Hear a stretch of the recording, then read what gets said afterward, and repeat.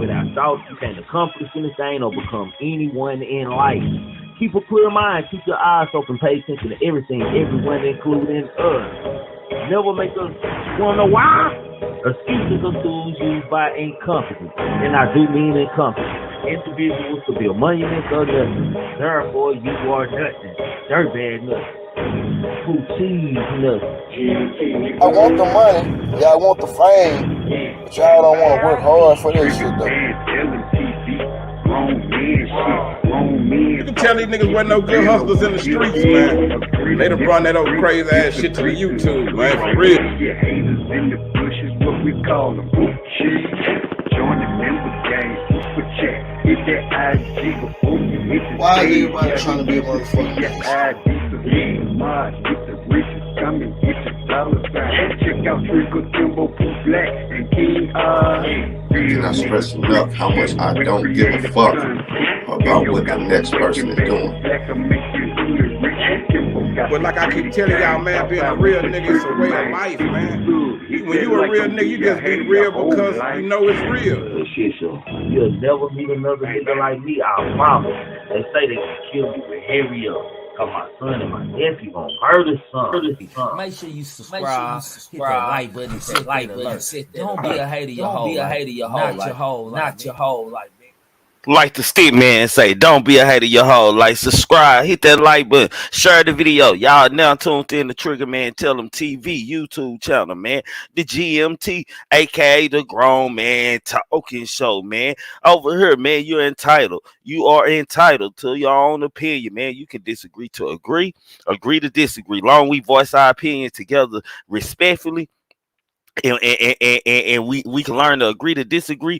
You are more than welcome over here. When I say disagree to agree and voice your opinion, I mean voice it about the content. I don't care what's going on in Joe Blow chat or what's happening over there, what's happening over here. I don't care, man. All I care about is GMT, man. Make sure y'all support the channel. Pooh Black, King Eyes, Kimbo, Greedy, man. Don't be a hater your whole life. Like I said, hit that like button.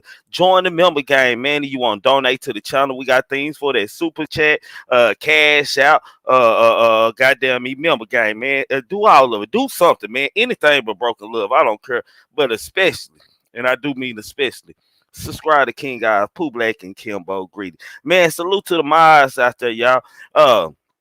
Salute to the member gang out there. Appreciate y'all support us out there, man. Salute to the gang, the sparring partners, the day ones, the bros and the sisters in the 80s, man. Salute to y'all out there. How y'all doing today, man? Did everybody enjoy their holiday first off before we start this show off? Hi, everybody enjoy y'all show? Y'all good, man? Everybody eat some good barbecue.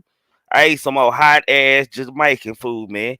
Burnt the hell out of me. I was sweating. I couldn't even enjoy it. I was so hungry, man. I couldn't even enjoy it, though, man. It's hot as hell. I see you, AC King out there. What's up with you, man?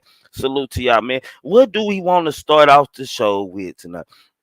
Man, let me do this, man. My boy Future, man. I want to congratulate Future, man. You know, Future don't get enough recognition out here, man. For the last decade or so, Future has been running the club scene, the hot track scenes. He just been running all the streaming streams, man. I want to salute to Future, man. Let's tap in on Future starting off the show. Rapper Future, man. Let's say. Rapper Future celebrates Wait For You coming platinum SRIAA Plats Pal up, man. Future continues to add to his collection of platinum and gold plats thanks to the latest album, I Never Liked You. As chart date reported on Sunday, May the 29th, the Atlanta rappers Wait For You collaboration with Drake and Tim's has now sold over 1 million units in the U.S., making it eligible for platinum certification from the Recording Industry Association of America, aka the RIAA. The song, which earned Future his first Billboard Hot 100 #1 as the lead artist early in this month, is the fastest collaboration released this year to reach the milestone. On Monday morning, May the 30th, the free band's boss took to Twitter to celebrate his latest achievement. He quoted, "Wait for you, platinum already." He wrote road to his 7.3 million followers. The support is appreciated. Hashtag I never like you, man. Salute the Future, man. You know, Future one of these guys that's in the background, man. We ain't really seeing him, man. We just heard him like you be in the club dance. You know, man, where's that track? That's hot. Future probably got something to do with it for shit show. I just said. So I got to salute to Future, man. A salute to you, man. In your success in the future, man. Little Durk, man. You know what? I don't know if I want to give him a bitches award. Yeah, I want to give a Little Durk, rapper Little Durk, the bitches award today, man. I think Little Durk should get the bitches award. And for y'all who haven't been over here, don't know what the bitches award is, the Young Job bitches award is, man. Rapper Little Durk, man.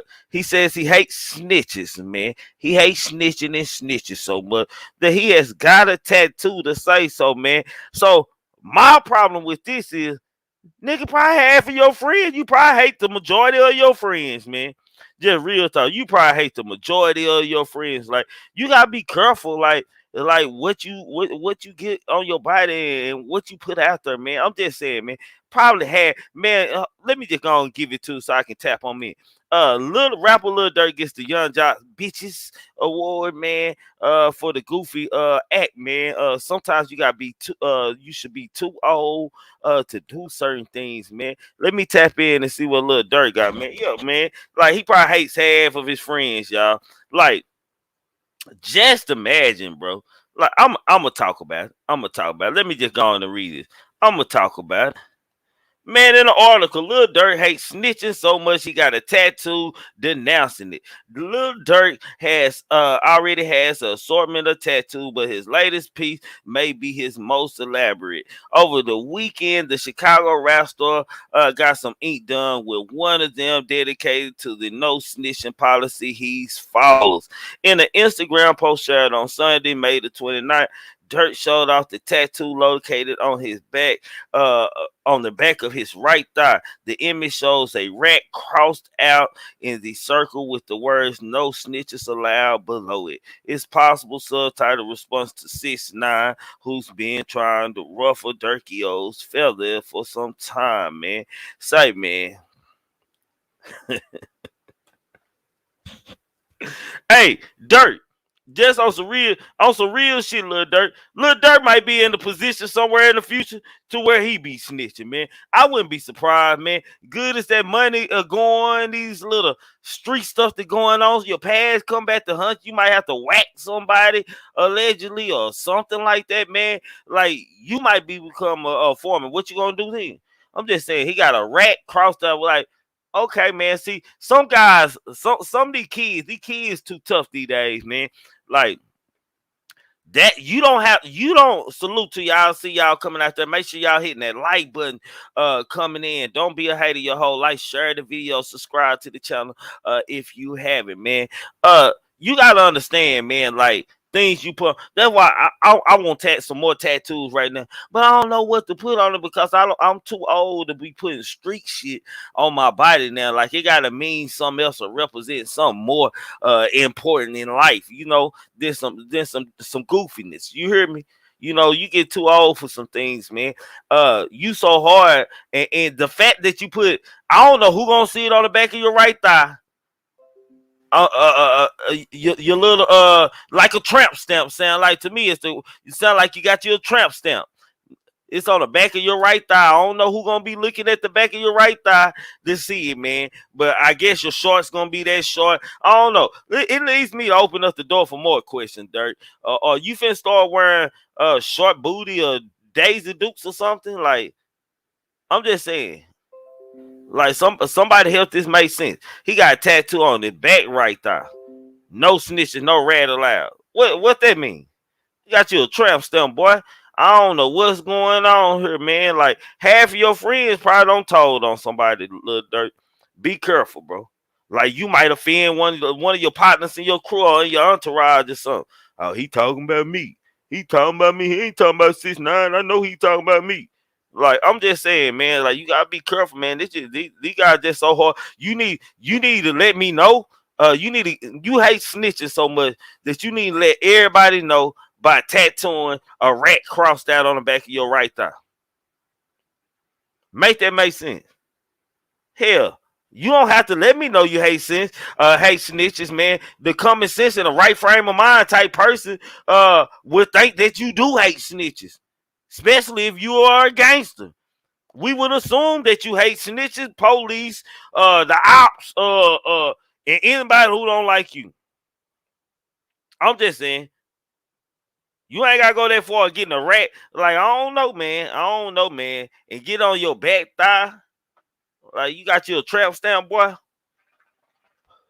I don't understand. Now, if it was on your calf or something, man, I'd let you make it. I'd let Lil Durk make today if he got the tattoo on his calf or something. You got on the back of your right. That means you laid with your butt up in there. You had to roll up your leg sleeve, or you might have just been in your briefs. Hell, I don't know. I went there to do it. To get a rat tattooed on your back thigh. You to get you a tramp stamp. And to cover up the tramp stamp, you put a rat there, allegedly. Allegedly. You know what I'm saying? You're a now for sale, Lil Durk. I'm watching you, boy. I don't trust nobody with big old eyes like yours, bro. Like real, like real talk. Say, yeah, I don't trust nobody who look like Durk, like Forrester. Like when they say he always looks scared, I knew exactly what they were talking about when I think that was 6ix9ine said no, a fan said on the thing that he always looked scared and shooken. Like, yeah, you do, bro. You don't look scared and shooken to me. You look like one of them niggas don't trust. Like allegedly Jay-Z might be your daddy. That's what you really look like to me. But I'm gonna keep my mouth closed on that, man. I don't want to go in no conspiracy line on here. I'm just saying, man. I'm just saying. I don't trust no nigga with gold hair and eyes that look like that, man, with a face like that. Nigga, you dangerous to me. I think you up to something, bro. You look sneaky. You don't look scary to me. You look untrusted. Like if you in the crew, like you probably be the last nigga I call and talk some real business too. Like I had to see you don't gun down thousands of nigga, Lil Durk. You know what I'm saying? I'm not calling you a hoe. I'm just speaking my opinion on it, man. I'm just saying, man. Hit that like button if y'all coming in. If you ain't hit the like button, you a hater. You might wake up with that virus in the morning. I ain't gonna say what virus, cause all of them out there. It should be 60-some likes in here. 66 people in here, 49 likes. Hating everywhere. I don't understand y'all. I can't D. I swear to God. I'm just saying, man. Like y'all don't look at Lil Durk. Y'all don't look at Lil Durk. You just look at him. If you were walking down the street and Lil Durk was coming down the sidewalk and he had on the hood in his hands and probably he walking towards you, you probably thought he finna rob you or something. But he do got that Lil Durk got that scared look or oh shit. I might finna steal my money out of your mama purse when you go to the bathroom type look. Like allegedly. I'm just saying, man. Now you go get you a rat crossed out on the back of your thigh. Like you that tough. Like hell, you are a gangster, Lil Durk. You from Chicago. Southside, I do believe he from Southside Chicago, ain't he? O-Block. You O-Block. I'm just saying. I assume that you don't like snitching. You don't like ops. Goddamn me, and you moving silent. That's what I expect. I don't think you need to get a tattoo or nothing denouncing it. Like dumb. That is dumb as hell, man. I'm just saying, man. Salute to y'all coming in chat. Make sure y'all hitting that like button coming in. If y'all ain't doing anything, make sure y'all hitting that like button coming in for shit show. I can't make this up, man. It's like real crazy out here, man. Like these guys just doing all kind of things, man. For clap, man. Which brings up the real award, man. We got 2 back-to-back bitches award today, man. He usually get this all the time, man. We gonna give Wack 100 2 bitches award, man. We gonna give them the Young Job Teal Green bitches award. Y'all know that when the homegirl look at him, bitch. I'm serious. No, you didn't hit. You know what I'm saying? That's what look he give. Just think about it. Just think about this, man. Look at that look. Ain't that how you would look at your homegirl when you saying bitch? When she gossiping and trying to tell you something bitch. I'm just saying, we're going to give him that award and we're going to give him this Young Jock award. We're going to give him both awards, man. I titled Police in the Music Industry, man. Mr. Wack No 100. Matter of fact, hold on, man. Before I start, copyright disclaimer under Section 107 of the Copyright Act 1976. Copyright disclaimer under Section 107 of the Copyright Act 1976. Allowance is made for fair use for purposes such as criticism, comment, news report, teaching, scholarships, and research, man. Fair use is permitted by fair use, man. We in there, man. Now, Mr. Hold on, God, dog. Man, this computer be tripping. Hold on, y'all. Let me get my screen right. I don't like to be that big on screen. It's too large on my screen right now. All right, Mr. Wack No 100, man. We all know him as Officer Wack, man. Proud police academy graduate, corporate, alleged. All alleged, all for fair use and gains, man, in my opinion. You know what I'm saying? All Mr. Wack No 100, you know what I'm saying? Top of his class officer type shit, man. Well, evidently he has been planted, and I do mean planted in the industry, man. As a manager slash police slash bloggers, man. I see a lot of new people coming in. I see y'all out there. Salute, hit that like button coming in for shit show. I guess we can call him a slash. Well, we already know he ain't no manager no more because everybody sucks on there, including the game. And now he out here woofing. I ought to talk about the game, but I'm going to save him another night. I'm going to wait till he get real goofy because I want to make sure he for shit show get the bitches award. I'm just saying, man. Wack 100, like, has all the keys, all the evidence, man. Hey, Wack 100 is like that evidence room. Y'all know where all the evidence disappear, like the bullets to fragments to Megan Thee Stallion and Tory Lanez shooting allegedly. I'm not gonna name anybody else's name. Let me not be like that. Let me not be messy this early, man. But y'all know what I'm saying. He like the evidence room where everything get lost and it's found. If y'all did what I'm saying. Am I making sense to y'all?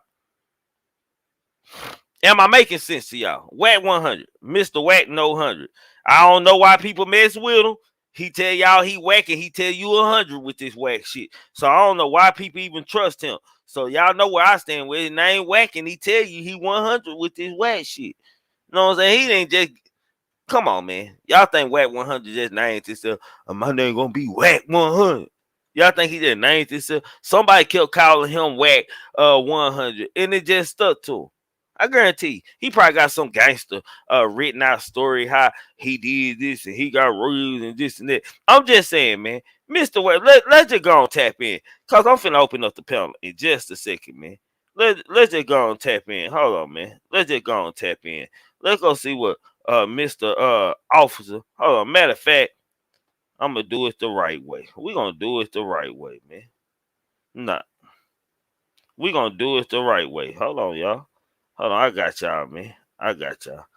Okay. Let's do it like this, man. Let's see what Mr. Wack 100, Officer Wack got going on, man. Let's see what he got going on here, man. Wack 100 posts graphic after Blueface sister and her boyfriend's alleged fight with Christian Rock. Blueface and his family drama spilled onto social media over the weekend, including the alleged brawl between former Blueface Records artist Christian Rock and the rapper's mother and sister. On Sunday, Blueface manager Wack 100 shared a graphic clip of the fight aftermath, which shows sister Kyla Miller cradling her bloody boyfriend as he's knocked out cold. Blood is visible all over his body, yet Miller makes a strange comment. Blueface, baby, yeah, I on the dead homies. Wack 100 question what state of mind a person has to be in to say something like that, then rush to get the victim medical attention, man. So let me let we gonna get back to this because I'm not understanding this, man. I ain't understanding this, man. Blueface, baby, yeah, I on the dead homie. And meet this available all platforms. He wrote to the cast and pray for Doctor, whatever his name is, quick recovery. Let's pray, for the mental state, man. Cali Way, as you see, something's not right with his behavior. Why would she act like this ain't the time like this? Image what it was before it got to this point. Hashtag surviving Kyler, hashtag Team Blueface. Uh, 2G, get your mans, man. Uh, this man laid out, stressed out, man. As y'all can hear, Mr. Officer, Detective Wack 100, man. And y'all can see Mr. Detective Wack 100, man. He's out there doing a wonderful job of breaking this case down, man. I mean, like, it don't get no better than this. Allegedly graduated at the top of his class. I'm just saying, man. I'm just saying, it don't get no better than. Don't this sound like detective questions? If you really just think about it, doesn't this sound like detective questions? What Wack 100 is doing? And the panel is open right now. Watch your language when you coming up here too. I'm just saying, man. Don't this seem like detective type behavior he has, and like why he is doing this and what mental state he's in? Like he judge and jury out here. Hey, them FBI vibes might be true about you, Mr. Wack No 100. I'm just saying, man. Like this is real crazy going on right here. But anyway, I ain't finished, man. Let me finish talking about this, man. Hold on, we got more to read. I just want to stop right there, man. He also noted Miller is the same woman who jumped Rock 18 months ago, causing her to lose her teeth. Everybody knows that I'm not at hashtag Christian Rock fan, but right is right, he wrote. That woman is grown like the both of you. You can't attack someone and expect them not to respond. He added in the caption, hashtag receipts coming on at Hollywood Unlocked. I was forced to release video footage showing who at Blueface baby sister has a fight with. The fact that his own family is willing to lie and hope that the media makes him out to be an abuser is crazy. At Callaway, you jumped and not hashtag Chris 18 months ago. She didn't cry about it. You came for the smoking. The woman got her revenge. Guess who know now why you brought a backup? Prayers for you, for your husband. Tell him I found 7 of his teeth in the driveway. Send me a mailing address if y'all need them. Be safe out there. Hashtag meet this available on all platforms, man. Say, man, Wack has a lot of time, y'all. I'm sorry, y'all, man. I don't want no manager. I don't want no manager, y'all. I don't want no managers that got time to go argue with people on social media all day and do clubhouse and do this and do that, man. Like Wack 100 got a lot of time. The proof is in the pudding. And you look at the artist, you can tell that this man has a lot of time. I'm not lying. The man has a lot of time. He has a lot of time to show no real work, no real product like the game. Like Game don't got on that Kanye West train. And then all of a sudden, now you got an album coming out. Boy, I tell you, if they don't keep fooling y'all niggas, man, and y'all niggas don't keep believing them, I don't know what to tell y'all. This real spit out here, man. For shit show, this is real shit going on out here, man. I'm just saying, man. This guy Wack 100, like he knows everybody business, man. I'm talking about like deep details, like he might have been a fly in the room, like Wack 100, like is the true example of I wish I was a fly on the wall, like this nigga the fly on the wall everywhere, like Wack 100, like do you got a team of investigators or allegedly are you a real FBA plant in the industry? Cause you do a lot of policing, like can't nobody handle no business or say this or say that without Wack No 100 coming out and speaking and saying he got the receipt and actually coming out with stuff. information that don't nobody supposed to know. How does this Negro know all this shit? Make it make sense. I ain't saying you a law, but you don't act like a regular nigga. I don't know, man. This is getting bad. I mean bad. Real bad. Don't be fooled. Don't believe the hype. Wack 100 allegedly is police in the music industry. Everybody be like, what? Y'all pay attention. The ones of y'all who don't pay attention to Wack 100, just what? Anytime it's a controversy, situation or any drama involved or any of them things, you always see Wack 100 come out, and he always had a receipts or know something about a story or something like, what the hell going on with this man? I'm just saying, God damn, for a shit show. Man, that is. What's up with you, Mantis? Just chilling, enjoying Memorial Day, you know, that long day weekend. For how shit you? Show?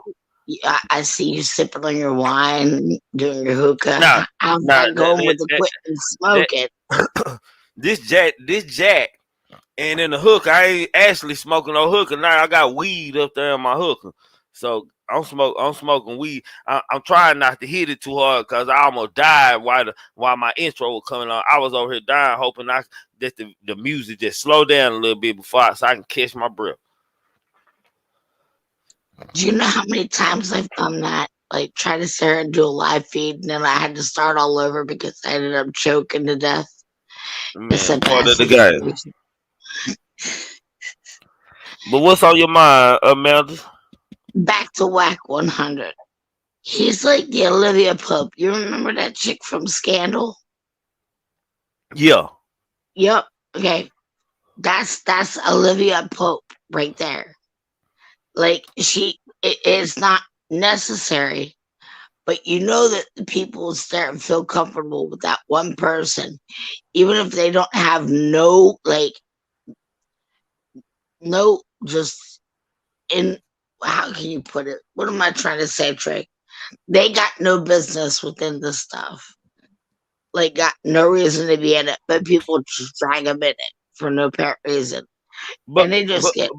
But what makes Wack 100 so important to where he just jumping everybody's business all the goddamn time and just be out there in the way? What's so important about Wack 100, man? People gave him too much clout, and then it got to his head, and his ego became apparent. I don't know, man. I don't think nobody gave this man no crap, man. This man started off a driver, man. That's like that nigga like a nigga bookie or something, man. Let's just be honest, man. Wack 100 only clout he got is that he was tied to Suge now. Ain't nobody out there saying that they was like Wack 100 ain't no Big U or nobody like that. Ain't nobody saying that he no OG or he don't put in any work or they seen him put in work, man. He almost just the same as these game banging industry niggas to me. All he's doing is just franchising on the social media right now, Drake. Because like he's not about the same life the other people are about. So you've got the ones that are sitting there doing the documentaries, which would be like Wack 100, which you already said it before. We've already said it. And he's pretty much been dedicated like the Young Beach of the history with Young Jock, your award. Because he's just whack to begin with. And like you said, he started off with drama. What does everybody flock to? Everybody flocks to drama. Nobody wants to hear the positive stuff in life. So when you got a gossiper out there willing to gossip, what you got a gossip tree, and you got people that's gonna follow you. So you saying allegedly Wack 100 don't have a little boy in him, he got a little hoe in him? I'm gonna call it like I see. I'm gonna say, yep, he pretty much one of those poodles that we got running around in bulldog therapy. Namaste, fam. Salute, Pooh Black. Famo, salute, man. What's up with you, man? Goddamn, you want to tap in on any of this, man? Uh, I just stepped in. We talking this master to my Master P daughter. No, we ain't got to him yet.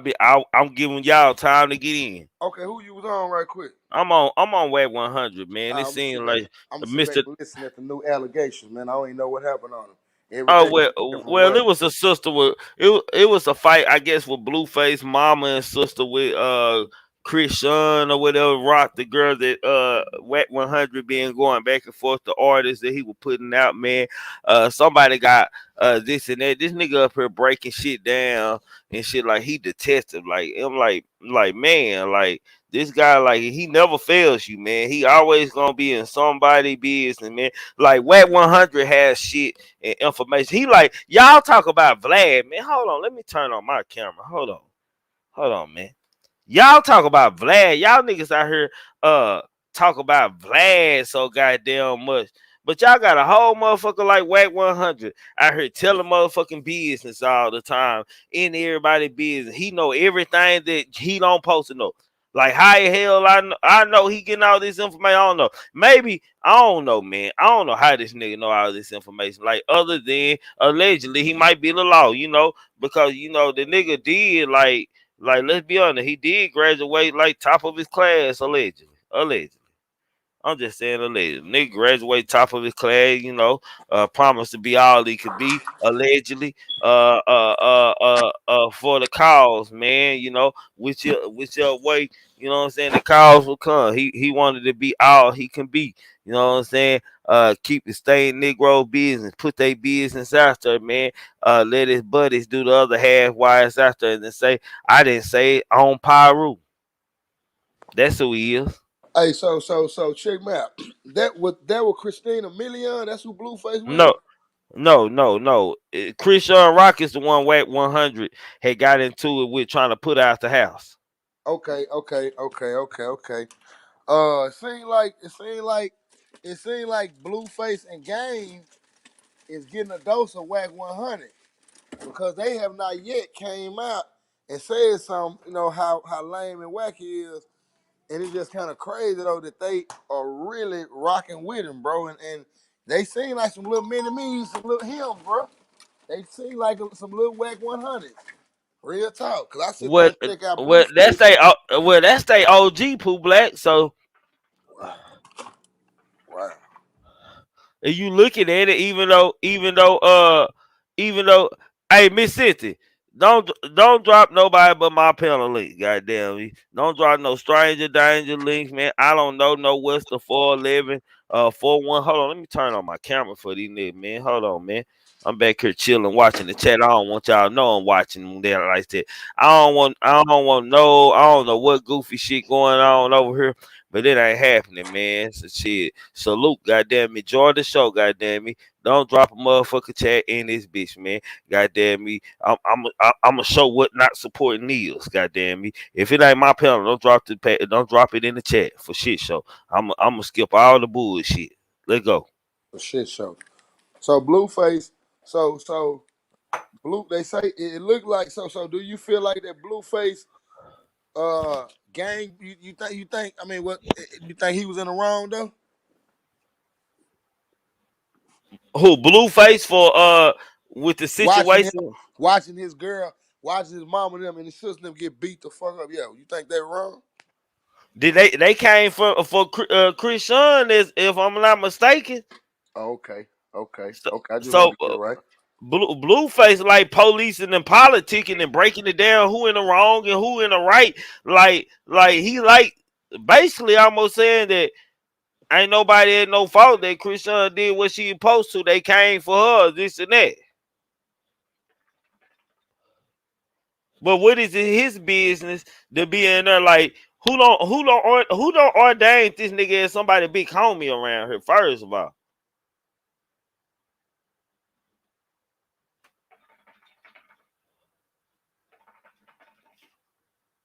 can you hear me? Yeah, Yeah, just yeah, yeah, yeah. kind of I'm not. irrelevant. It was breaking up. Yeah. I don't know who the fuck. I still don't know who Erica Kelly is. You said that like I know who your name was. Do I know you in real life or something? Do I know you in real life? Do I know you in real life? Miss Erica Kelly, do I know you in real life? You said that like I know you or something.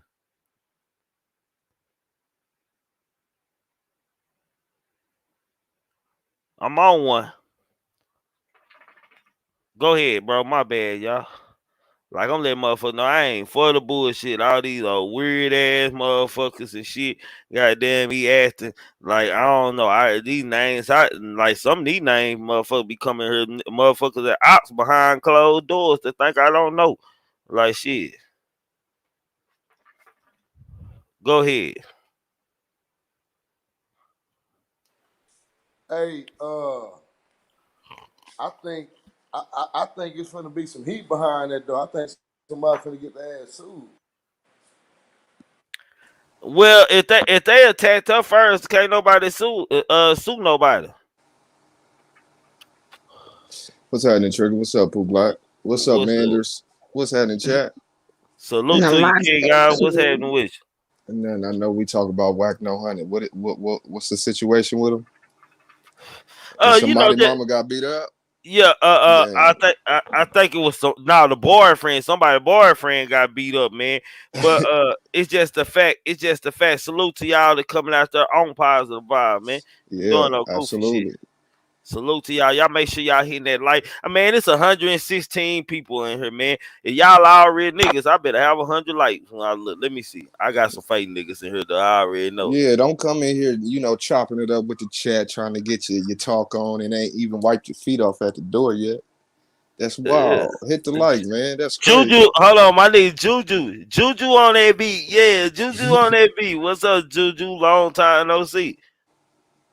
Nah, you know what I'm saying? I don't know all that motherfuckers saying their name like I know who this is and this and that, nigga. I don't know none of these people, bro. I don't be like I don't know, man. This shit YouTube, like It's kind of different. what we finna go into, like a conversation for us with the Master Mm-hmm. P and his daughter situation, like mental awareness and real and shit, man. Motherfuckers, like man, if I don't know motherfuckers in real life, man. I don't know what motherfuckers be on, man. I'm just saying, like it Listen, a be lot of these folks just want you to say their name. That's enough for them. like I Hey, don't they know, just man. want you to Salute, just I notice, salute, just I notice salute. me. What's Especially, up, Pooh Black?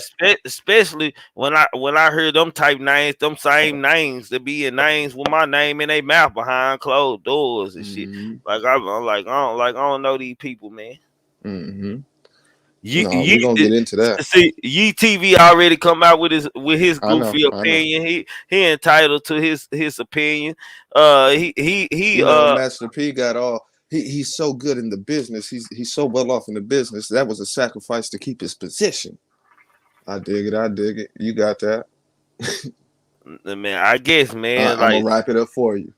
He had to keep his power position, so that daughter was a sacrifice. All right, you got yeah, it. yeah, You got yeah, it. yeah. He was going broke. There you go. He was finna he finna do this. He finna do that, man. So we I'm just just saying, gonna wrap that up right there. You man. got it. Y'all entitled. We fucking with y'all just like we feel like y'all fucking with us. We fucking with y'all back, man. Don't take it personal, my nigga. Like for shit show, man. Like y'all for real could disagree over here. I know we finna have a whole bunch of y'all in here disagreeing. So let's go on and tap into what's going on with Masterpiece. Since I got three, y'all make sure y'all subscribe, man, to King Guys now, man. Don't be no hater your whole life. Do that. Hold on, man. Let me tap into this, man. Article Master P reveals his daughter has died. Mental illness and substance abuse is a real issue, man. Master P is mourning the loss of his 29-year-old daughter, Tatiana Miller, who died over the weekend. The No Limit Records founder CEO shared the tragic news on Sunday, May the 29th, in an Instagram post that read, "Our family is dealing with an overwhelming grief for the loss of my daughter, Tatiana. We respectfully request some privacy so that our family can grieve. We appreciate all the prayers, love, and support. He ended the post suggesting suicide or a drug overdose was to blame for her untimely passing, with mental illness and substance abuse is real issue that we can't be afraid to talk about. With God, we will get through this. Hashtag my angel, man.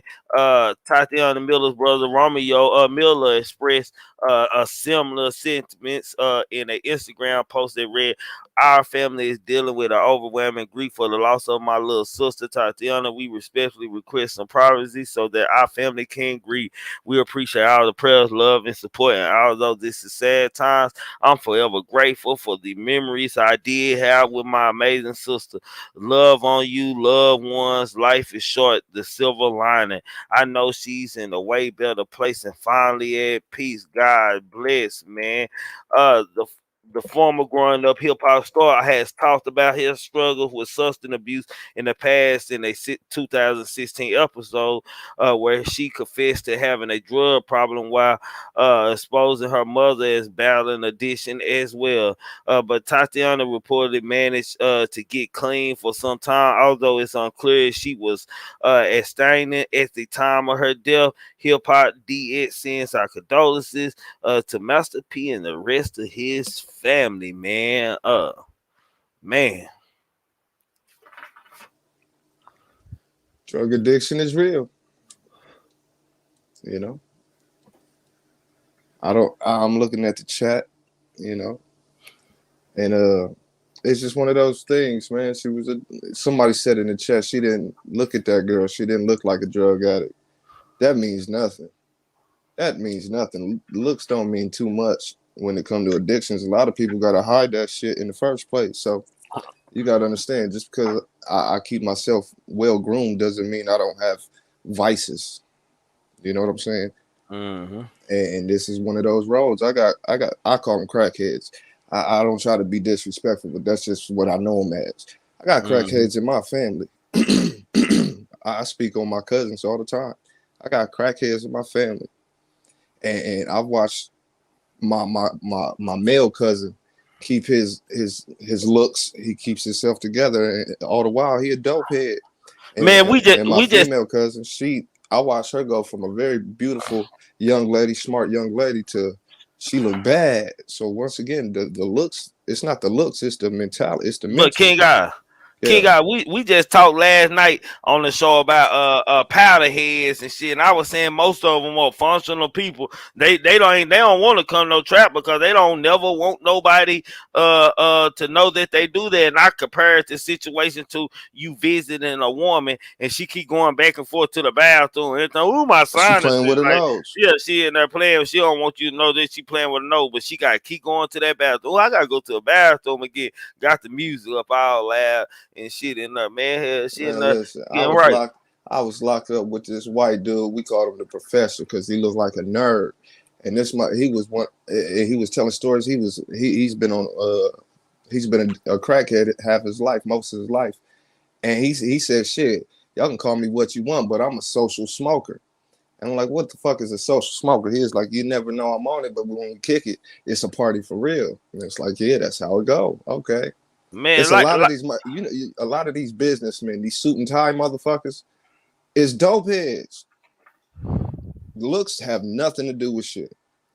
Bro, and like Sharonda said, I heard that too, that her mother was a dope head. And you hear me say all the time, I had friends that they parents were alcoholics and dope heads. I knew it was a possibility that they were gonna be one because that's what their parents was. I believe like it's a gene, like for us a mental apple don't thing. fall far from the tree. And they got to do with mental and the gene of mental fit. Like it's motherfuckers on YouTube that think that they normal people and shit, goddamn me, but these motherfuckers like really got something mental. Like you gotta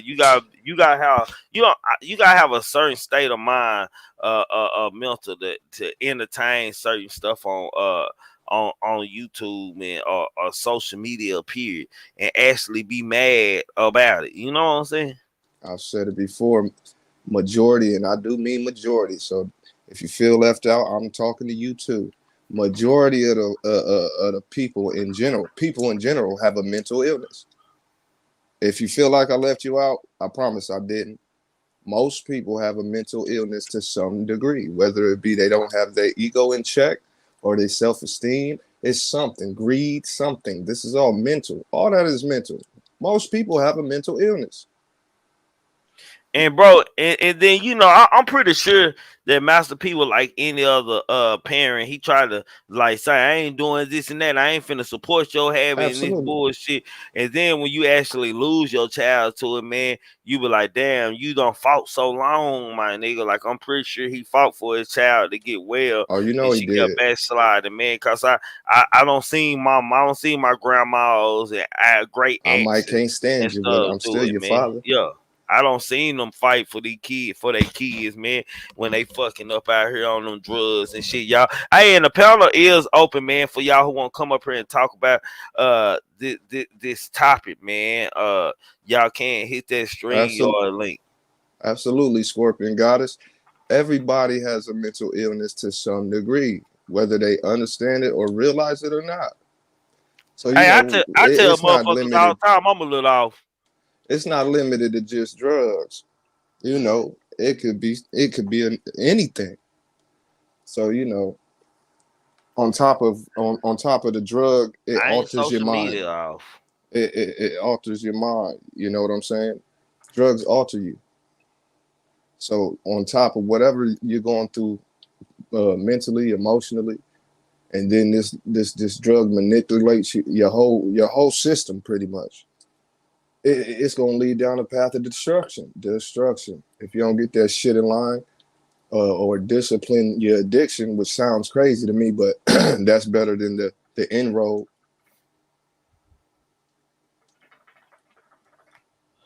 That's just how I feel. You know, I don't think we really have to say that this affected Master P because we know it did. That's his daughter. Yeah. Man, I got three daughters. Everybody knows that who fuck with me. So I could only imagine that. I don't think we even have to reiterate that. We know he messed up on this. And yeah, he a parent. Like it don't stop you. Like you might doing something. Like you might cut her funds off, or just anybody. Like people need to know. Like I acknowledge my you know what I'm saying, my problems and shit for Hmm. with self and shit. I know who I am. What I'm saying, man. Right. I know who I ain't, man. You know what I'm saying. Like I'm not gonna let like I know I ain't the nigga to let nothing on social media or for YouTube bother me, man, or take it that serious, man. I know Hmm. I know what to cut off if it ain't right for me, and I know what to stay away if it's some fuck shit involved in it, man. Like I just know, man, and that's just being able to acknowledge the problem with self. Hmm. If you can acknowledge the problem with self, man, you already helping That's a yourself tough. more than anything. That's a tough pill to swallow. Most people would rather deflect. A lot of people, if you self analyze, you'll see that in some cases, when you're not paying attention to how you're reacting to whatever you're reacting to, we have a tendency to deflect. We have a tendency to say, well, the reason I'm like this is because of the neighborhood I grew up in, Yeah. or the friends I hung around, or the school I went to, or the religion I believe, whatever, the color I like, whatever. That's deflection. That's Yeah. deflection. No, the reason I'm like this is because the environment affected me in this manner, and I left it as this, the blah blah blah, whatever you got to do. We deflect a lot. So once again, if we're already dealing with some type of mental issues, emotional issues, spiritual issues, and then we're taking drugs. The only things I deal with is mushrooms and weed. Everything else is a drug. So if I'm taking all these drugs and it's altering me on top of how I'm already fucked up, you see where this goes? It don't matter who my dad is. It don't matter who my mama is. Don't matter where I live. Don't matter none of that shit. It's I'm leaving this demon untamed, unchecked, on and on every day. So it gets stronger and stronger, and my willpower gets smaller and smaller and smaller. It's one of those, man. Nah, for shit show, man. But as a parent though, as a parent, man, like Oof. like shit, like I don't know, I'd man. be destroyed. Don't no parent want to bury their kids, bro. It's supposed to be the other way. Yeah, don't no parent want to bury his kids, bro. That's just bad. Just bad juju all around, man. To raise somebody, to bring somebody into this world, man, and watch them grow, and develop them, to lose them and not see them flourish all the way for us. Giving grandkids and them starting a family and them starting their own empire with whatever path they may choose in life. You know what I'm saying? Mm-hmm. Man, and salute to I see y'all, man. Y'all got all them 100 likes before the goddamn me That shit hour right mark there. tonight, man. For shit show, Come man. on, man. I got some real ones in here, man. I know all y'all with no haters, man. Salute to That y'all, man. that wasn't so hard. You know, when you And, come in another man's house, ring the doorbell one time. yeah, dust That's your all feet it off. is. Shit. Like for shit show. The panel It's is open. appreciated. If y'all want to know how to get to the panel, man, y'all want to come up here to talk about mental awareness or the situation with Master P, daughter, man, hit the StreamYard link pinned at the top of the chat, man. Make sure that you show me your face backstage before coming on here. Don't be Hey, a hater Trick. your whole life and come up here You on see top. what? Go ahead, Oh, Poop Black. Hey, look, my bad. Look, hey, you know, just like homie that did that on them Asians down here. Remember we were talking about that? I meant to clear it up a little bit, but some of these people, bro, just like Mouse P daughter, them drugs, dog. When these people start taking, and I ain't gonna even put no age on there, bro. When these people start taking these drugs, dog, and they already mentally fucked up, it don't do nothing but trigger the brain, dog. So a lot of these right. people just be moving without driving. Like they just be moving with no oil in the car in their brain. You know what I'm saying? Like their brain don't tell them certain shits. You know, it's just like somebody sitting in the house and you know you finna go rob somebody or you finna go mess them out. But then when the law stop you some, you crazy. It's a mental problem. White, black, Chinese, it don't matter what race it is. Some of these people be really fucked up. They be really fucked up. But I think that when they be in certain positions, people turn their back on them, bro. And I'm gonna keep it 1,000. People be talking about how much they care about a lot of people. Bro, I'm one person that really care about people. I know y'all care about people. A lot of these people don't care, fam. They just be talking, getting the fame. Like they got loved ones and people around them, bro, that they don't want to help. That when some shit happen, then they say, "Oh man, we wish this would have happened." You know, sometimes you gotta attack that shit before, bro. Like you gotta reach out, cause some of them people really be needing the love. And now here we go, Master P daughter. They rich. They got a lot of money. It ain't about the money sometimes. It ain't about how many cars you driving. They sometimes they just need that real conversation, dog. You know what I'm saying? That's for anybody that's going through mental health. They just need somebody to really love them, and really just be there for them. Besides of only being there for the needs and shit. It's just my opinion. I can be, Absolutely. it's just Nah, my nah, opinion. for shit show. Nah, that was real. That was real, bro. For shit show. That was We real. all make it. Yeah, Go ahead, like, Melda. sorry. You good? Go You Salute, ahead. all man. know. Salute. Salute, fam. This is a very, very touchy subject. You already know that. Um, I myself suffer from mental health and addiction issues. And my sister, thank God, just got locked up. They found her in Ohio. She was on the run from meth. So addiction is very serious. So is mental health. You call it dual diagnosis. There's not enough awareness going on. You can't be ashamed of where you come from. You got to look forward to where you're going. And just like you guys have said, and I've told you many times, everybody has a story. And when we all come together and unite as a team, we put the unity back in our communities. And if we're sitting here and we're continuing to let like these young rappers out here and dwell on what we had to walk through, like you think for a minute, like my daughter's going through some shit right now, no lie. She was raped in the military, and she's going down the same path that I went down, or she just hates the world. You don't know what one person's trial is. And then you keep on nitpicking and pushing at people. And then, like, Master P's, you know what I mean? She's in there, she's had addiction issues for a long time. Do you realize these days when you getting out there in the streets, it's a 50-50 chance that you're getting straight fentanyl, right? The kicker is with this, they're literally enhancing and trying to do knockoffs that are being counterfeit pills and everything. They're designed just to kill you, okay? So you want to talk about population control. Everybody's trying to control the population of everybody else. So when you say addiction's real for everybody, I know people, look, I work in a very prominent industry, and I was told that if my story ever came out, I'd be fired. Because basically I work in a tow truck company, you know what I mean? And I have to start to pass background checks and stuff like that. Mhm. And it's like, okay, I've turned my life around. I used to be the biggest madam you could find, but I had to work my way up. Okay, I was trafficked as a child. I was branded into this. Okay, I accepted accountability.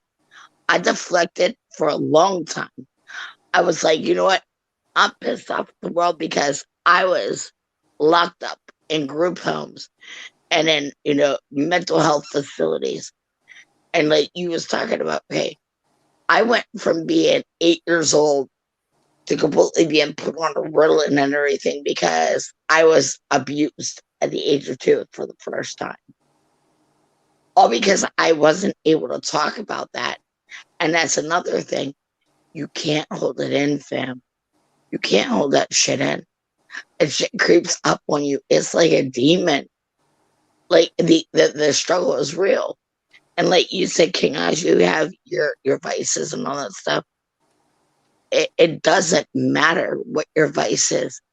Do whatever it takes to keep you away from the drug vice. Because in all honesty, you don't know what you're getting out here in the streets. And you don't know who has your back. Because it's so much, you know, like game. You think that one of us is important when the epidemic's so high and they can get more customers just rolling down the road? You got congressmen here in DC, some of the straight-laced people that you would look at in the road is sitting there smoking crack right behind the buildings. Okay, it's 3 days for narcotics like that are illegal, like heroin and crack pills, and opiates, shit like pills, that. all that shit to be in your system. But yet for a plant, it's 30 days. And it used to be the same factor. So what are you going to turn to? If you're trying to start and make it in the world and you're trying to, you know, stay with your vices, what are you going to do? Are you going to risk your real life for that 30 days and, you know, have to wait another 30 days and then worry about what you're going to do in the meantime and then go out there and start hustling, risk getting caught? Nah, you're going to go to the pills. Amanda, do you have kids? Yes, I do. I have 4 children. You had to bury a kid? No, I have not, but I had to bury my nephew. Okay. My nephew was Well, I got 2 buried. passed. I got 2 buried. Yeah. Oh, you got 2 of your kids buried? Yes. I do apologize. I can tell you something, Trig. Life goes on. Life does go on, but you know what I tell you? Like where you have, and this is gonna sound like so mean, because where you have that peace of knowing that they're at least in heaven. I sit there and I mourn 4 children every day. by thinking that I bettered their life by not being a part of their life. But most of the time, you know, like in my opinion, if I'm wrong, hold on, let me turn on my camera for y'all. I see y'all coming in. Let me speak to my people for a second, man. Salute to everybody in here in the chat, man. If y'all haven't hit that like button, make sure y'all hit that like button. The panel is open. If you want to know how to get to the panel, hit the stream yard link, man. Make sure y'all subscribe to the link that my mods are dropping for us. Kimbo Greedy, King Guys, and Kimbo Greedy, which is King Guys, Kimbo Greedy, and Pooh Black. And myself, which is the pounder, man, the GMT, man. Over here, you entitled to your own opinion. Just make it make sense and be respectful and let it be about the content. The only rules I require getting on my panel, man, is that you show your face when you hit the stream, your link. You mute your YouTube and show your face backstage before you get on my stage. I just need to make sure you ain't on no goofy porn bum or oppish type shit, man. This grown man over here and plenty of grown women out here talking out here, just conversation and dialogue type show, man. We go in on content and then we make it a conversation dialogue, and this is where we add as the part of the stage where you are able to join the panel, man, and come up here and disagree to agree, or if you don't went through something for us, mental illness or dealing with a child or maybe a close family member with mental illness, man. You know, you can come up here and talk about it, man. Just come up here and voice your opinion, man. We ain't here to judge you. We're not here to laugh at you, and we ain't here to talk about you. Now you goofy, and I know you goofy and you on some bullshit. I'm gonna tell you, boy, you just crazy. But anyway, at times we like to think with our children and stuff. We like to think they being mischievous and just mannish or bad and stuff. We don't like to look at it as a mental problem. We just think they being bad, and sometimes it be signs that as parents we ignore that because we don't want to see, because that's like saying there's something wrong with my child or there's something wrong with me. Damn, a lot of times. I'm sorry. Go ahead. All right, a lot of times with addiction and stuff like that. Like, I know I come from a small net town, and basically, like, there's a lot of racism, unfortunately, still to this point, and that's why I don't go home, because I'm not about that life. You know what I mean? Like, people stare, and you're right, racism is real, and I can tell you for a fact that it's real. You got that type of ignorance brewing within everybody, but those people, you got to look past them, and you got to make sure that it's different. Look, my kids, they're biracial, and they stare and accept everybody. Love everybody, including their grandparents that they don't speak to. And I lost my mom. I've lost everything. But in the long run, I look at it like this. Okay. Like you said, you have to lose stuff to gain stuff. And Right. I'm not like, ungrateful for the path that I walked, because if I could go back and change anything, no lie, I wouldn't, because I wouldn't be the strong, resilient woman that's standing here providing this type of education. And my story, I know people can understand. You know what, man? Does I say that all the time too. I said if I can go back and change anything, like at any point of my life, if I could go back, I'd go back. And would I change anything? No, I wouldn't change anything, man. I wouldn't change for like the growing. And you right, it makes up your makeup, man. It develops your character, your personality, man. It does all that, man. You know. So what you go through is sometimes who you become in life. Look, you don't understand, like, legit. Okay, I'm out here. I march in the streets of DC, legit. But all this stuff that goes on with all these protests and everything, I march in neutrality. Okay, I march there to make sure, because you're in my backyard. What's that mean? You're in my area. I protect my area. I don't care what kind of clown you're on, what side you're on. I don't care what you represent. I'm not here to judge you. I'm here to protect my streets. I'm here to protect my family. So what are you saying? Like you saying you work for you that's when you doing your politician thing, or you something like a vigilante? Well, basically, I wear a mask. like I'm an artist. Basically, all I do is I sit there and I go down and basically I leave masks behind because there's 200 people plus a day dying of overdose awareness, right? I've literally donated over 200 masks to different places randomly and anonymously in my mask because I don't want it to stare and have a memory of a face that goes along with it. Now, unfortunately, during this time, other people, like you said, for clout, are trying to start to take that away. So their ego has primarily led away from what the cause of it is. And now the unveiling of the mask has to truly come into play. I've written books about help and all that stuff. People legitimately, they'll take everything from you, including your own addicts.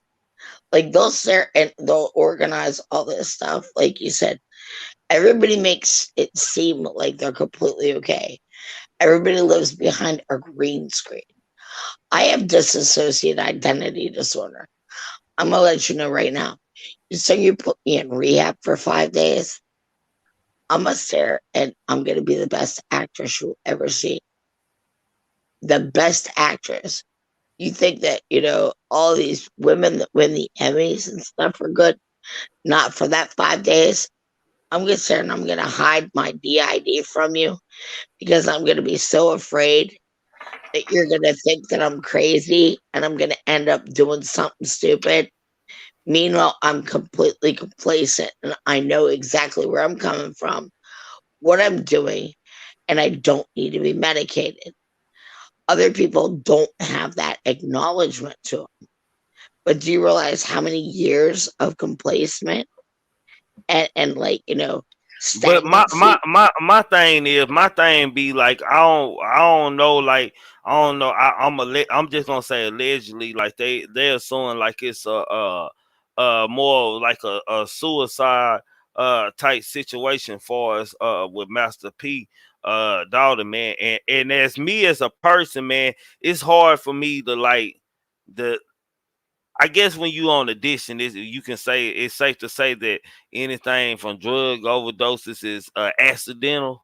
Is it safe to say that King Guys Blue Black?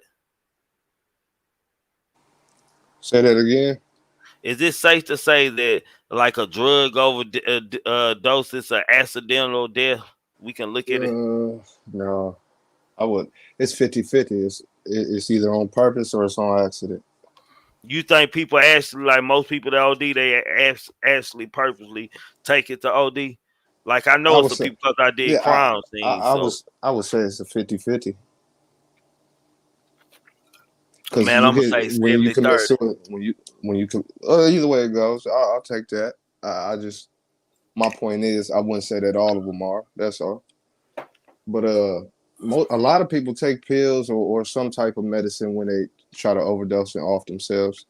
So it's like it's 70-30, 60-40, 50. It is what it is. Yeah, you know. And Because that's the thing. I want to ask Pooh Black something after you make your point. because the reason why I brung that up because like I guess I ain't in that state of mind. Show your face backstage before you come on. Yeah, you ain't showing your face when you come backstage. You ain't getting on here. I don't care what you say, especially if your name look weird.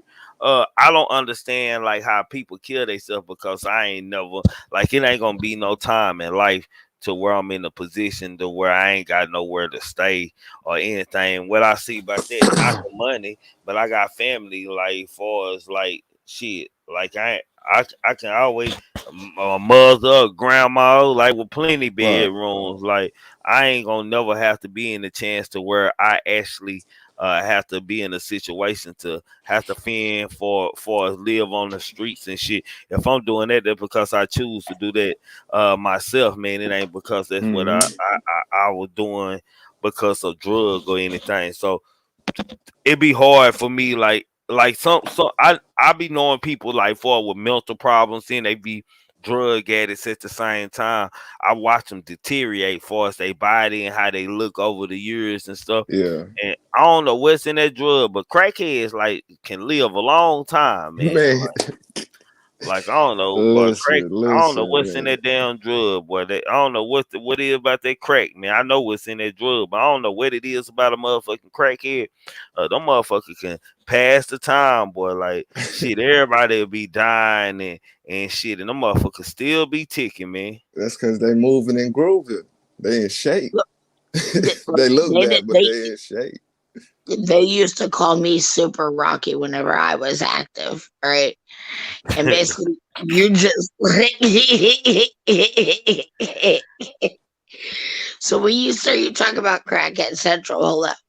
Like, I was a dancer. Look, Tricky, you cracked up. Amanda, you can't.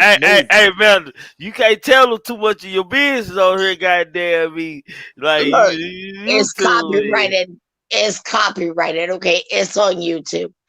I done had the family stare come at me, and I got pissed off one day. I was not in the mood. Okay, this is why transparency is real when you in reality. Like, legit, you can't go back and change that shit. Okay. You cannot sit there and go in expecting, like we was talking about gangster, but with the powder and stuff like that, right? It all boils down. You don't been down that road before, man. I've done been down that road. Okay, they tried to script me, and it was like, oh shit, I got caught. How you supposed to be like, no, I didn't get caught. No, shit, I got caught. Okay, me. Do you need help? No, I'm good. See you later. Bye. Can you take me off the show? No, you're gonna embarrass me. Shit. Okay. Like you make your bed, you lying. You can't go back and re-script that shit and replay it. And you definitely, like you said, you can't poke a bear when it's down. You're not gonna sit and refrain me from taking my power back, because I done been through some shit. I can tell both y'all have too. Why do you think we all get along? Why do you think we all mesh? Like, this is the most successful, urgent, efficient type of shit that we need out here. We need people to sit here and come on and be real and be like, look, yeah, I don't know what you went through, but I can tell you what you can do in order to alter that path. And you got to reprogram yourself from thinking. 4 out of 10 drug addicts make it in this place, right? Me, I'm even slimmer. I'm lower than that because of the fact that I still have my mental health to deal with. What so not only I disagree. Well, okay, and statistic wise, when you said statistic wise, you said, now what was your percentage of crackheads that don't make it? Because I can argue the difference. No. In American society, I'm talking about addiction altogether.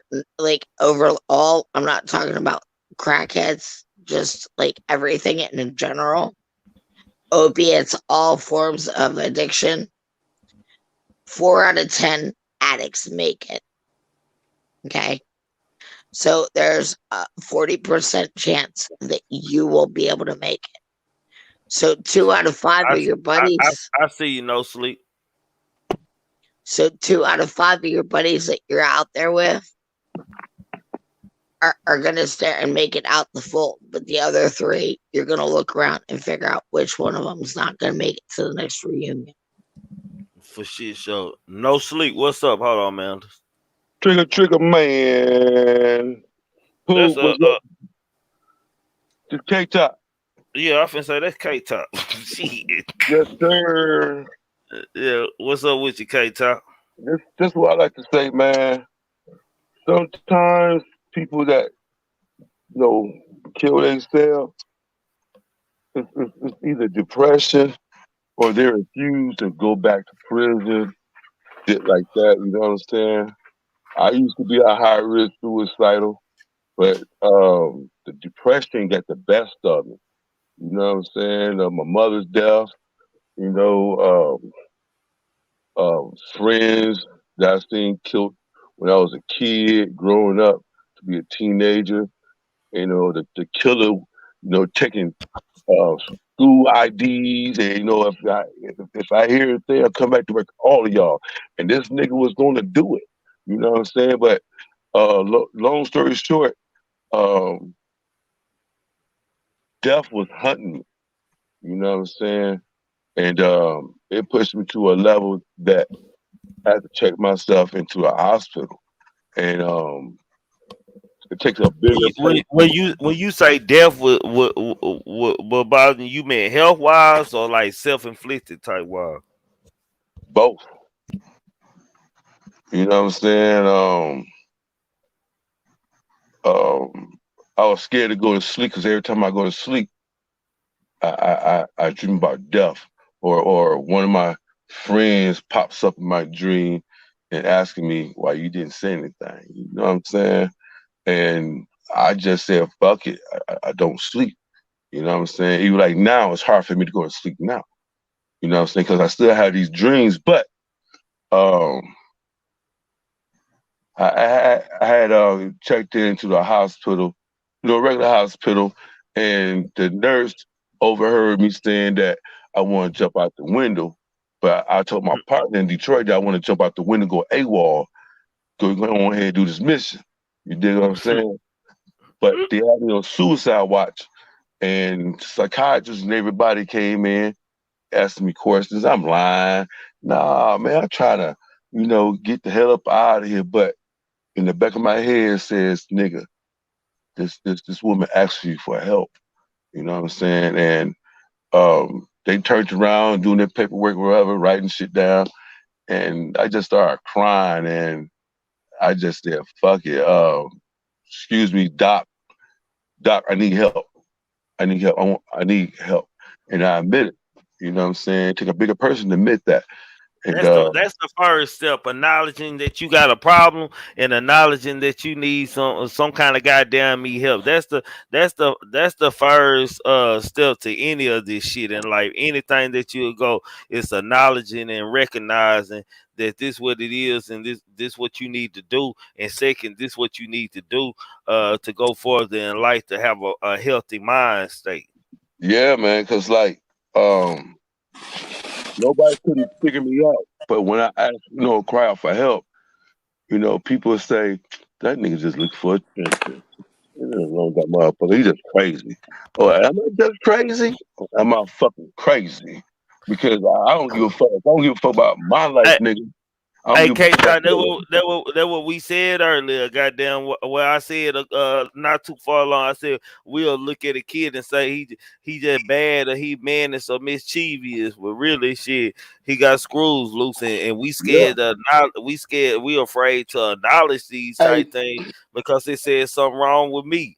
Goddamn, if my child got. And see, that's why I wanted to Tree. talk.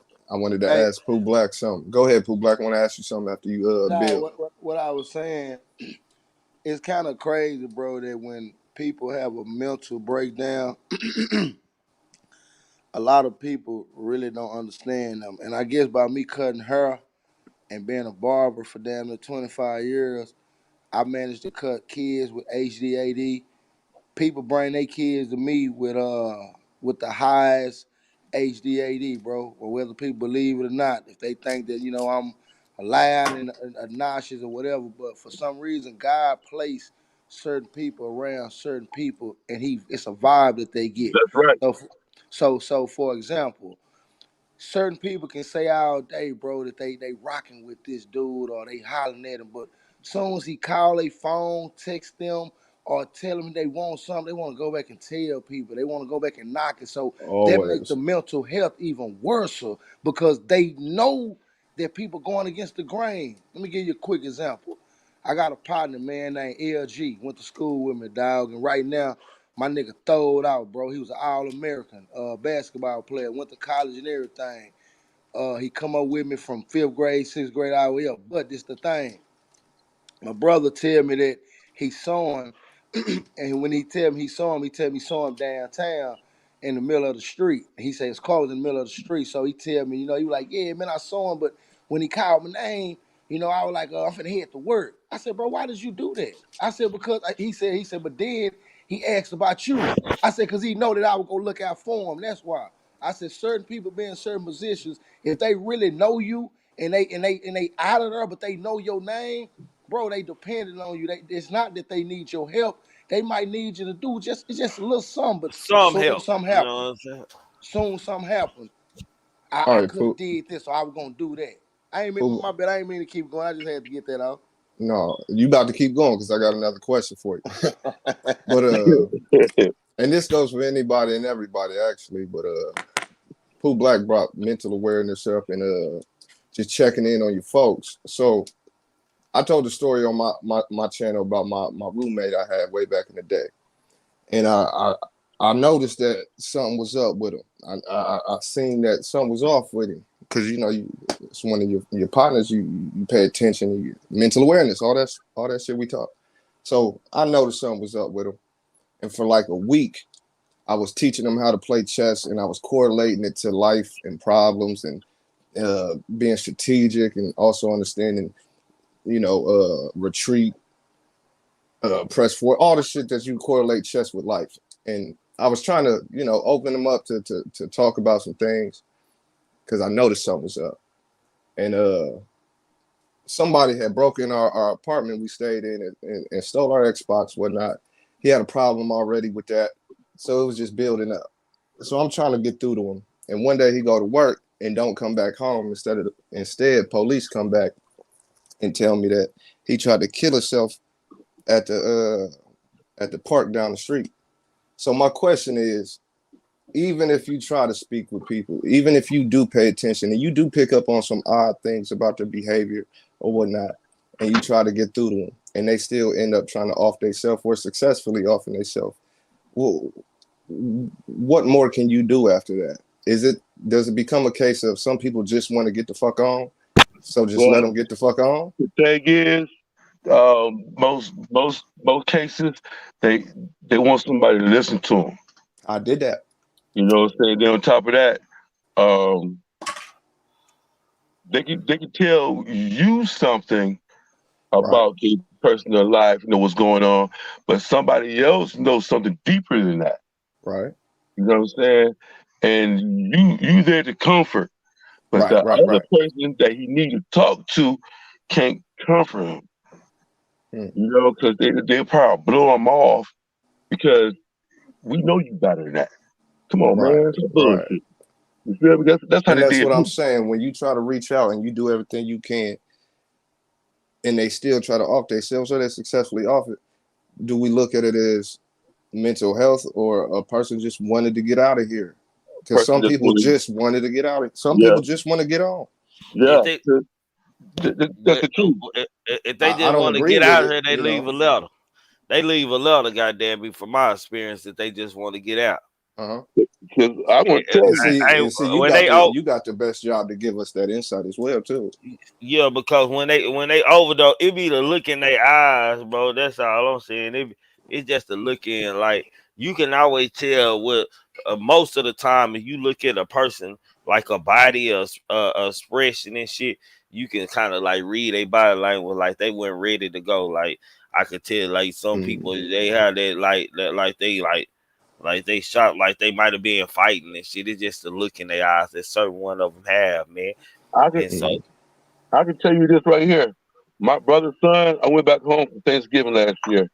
And first time in 30 years, me and my sister and brother and his siblings hung around. And my nephew, my brother's oldest son, he was kind of going through it, right?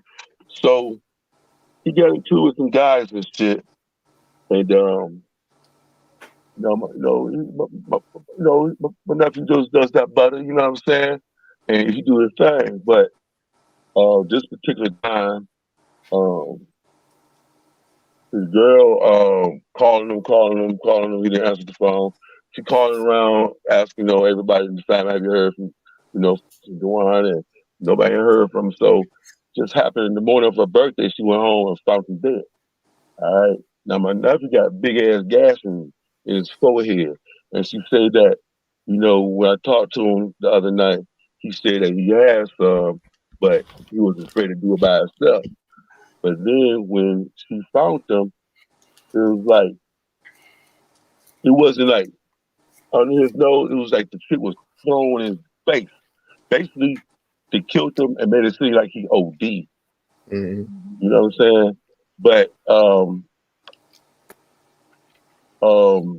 my nephew, my brother said that he OD'd off of some beige substance, whatever. I know the truth, the story, and it's crazy how people don't look, listen, and learn off of other people's mistakes. You know what I'm saying? Hey, And Famo. I'm a little Yeah. proof. No. I don't mean to cut you, but you just said something that I'm a pig. But let me pick it up right quick.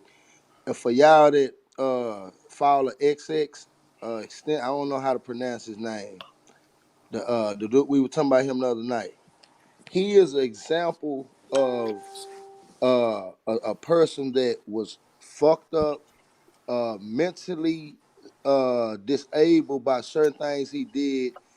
He did that by force though, and he was so thrilled, man. His mind frames was talking to demons and all type of shit. So he ended up going to jail and getting a record company. I mean, getting a record deal, and a record company picked him up. But this the thing though, they picked him up, bro. I believe to for him to express exactly It's what he good. living like. I think they damn near already kind of had a feeling what was going on with him because he really was going through some shit, bro. And he wasn't taking the meds, dog. And he said his own self when he take the meds and make him a different person. He go in the studio, it throws him out. So a lot of these kids, a lot of They these slow you young folks. down. And they put you in Zulu world. You had that dub. Yeah. And see, Yep. and then when you take that Trust me, ecstasy, I know. and then when you take that ecstasy, and then you doing that powder, and you got people around you that never did that, and they end up trying to rock how you rocking to their rock life, that kind of make the mental part of you rise up because it's like they know that you had a knife on you all day, every day. They know you were crazy, but they still dealt with you because they like what was going on with you. Instead of helping you out, it hurt. It really hurt them people, bro. Like it hurted him to get all that money to sign that deal. And people were looking at it like it was a trend of him taking his clothes off and taking his socks off. Bro, he was mentally fucked up, bro. And he had the whole world in a coat of doing that. So God had to step in there a little bit because he was going too far with it. And a lot of people, like he was talking to his psychiatrist, and he said when he was talking to him, he knew something wrong with him. He said he wondering why people want around him so much. And I started looking at certain things on his mama and how she was feeling. Man, that lady had a lot on her hands, man. And once I started looking at how he got killed and you know how all that happened, go back and look at that story, man. And he wasn't a regular guy. He was a demon in a body, man. And he needed real help and real love. And he had too many yes mans around him. And people was really afraid of him. They was afraid to talk to him, to say certain shit. And I think that when some people mentally messed up, man, don't be scared to talk to them. I mean, it's a certain way you got to go at them. Don't go at them all rough. Don't go at them all hard. You know, don't go at them with But your really, emotion. That's the thing.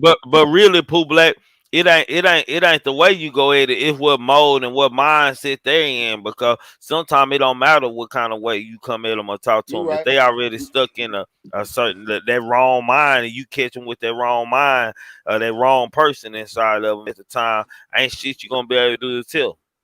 It's just like me. Shit. I had 29 names on a piece of paper that I was going to take out. You know what I'm saying? But it just happened. Um, I walked from, I probably walked from fucking 30 miles to get to my partner house, which is Bushmaster. You know what I'm saying? And I laid down less than 40 minutes. I had a stroke. You know what I'm saying?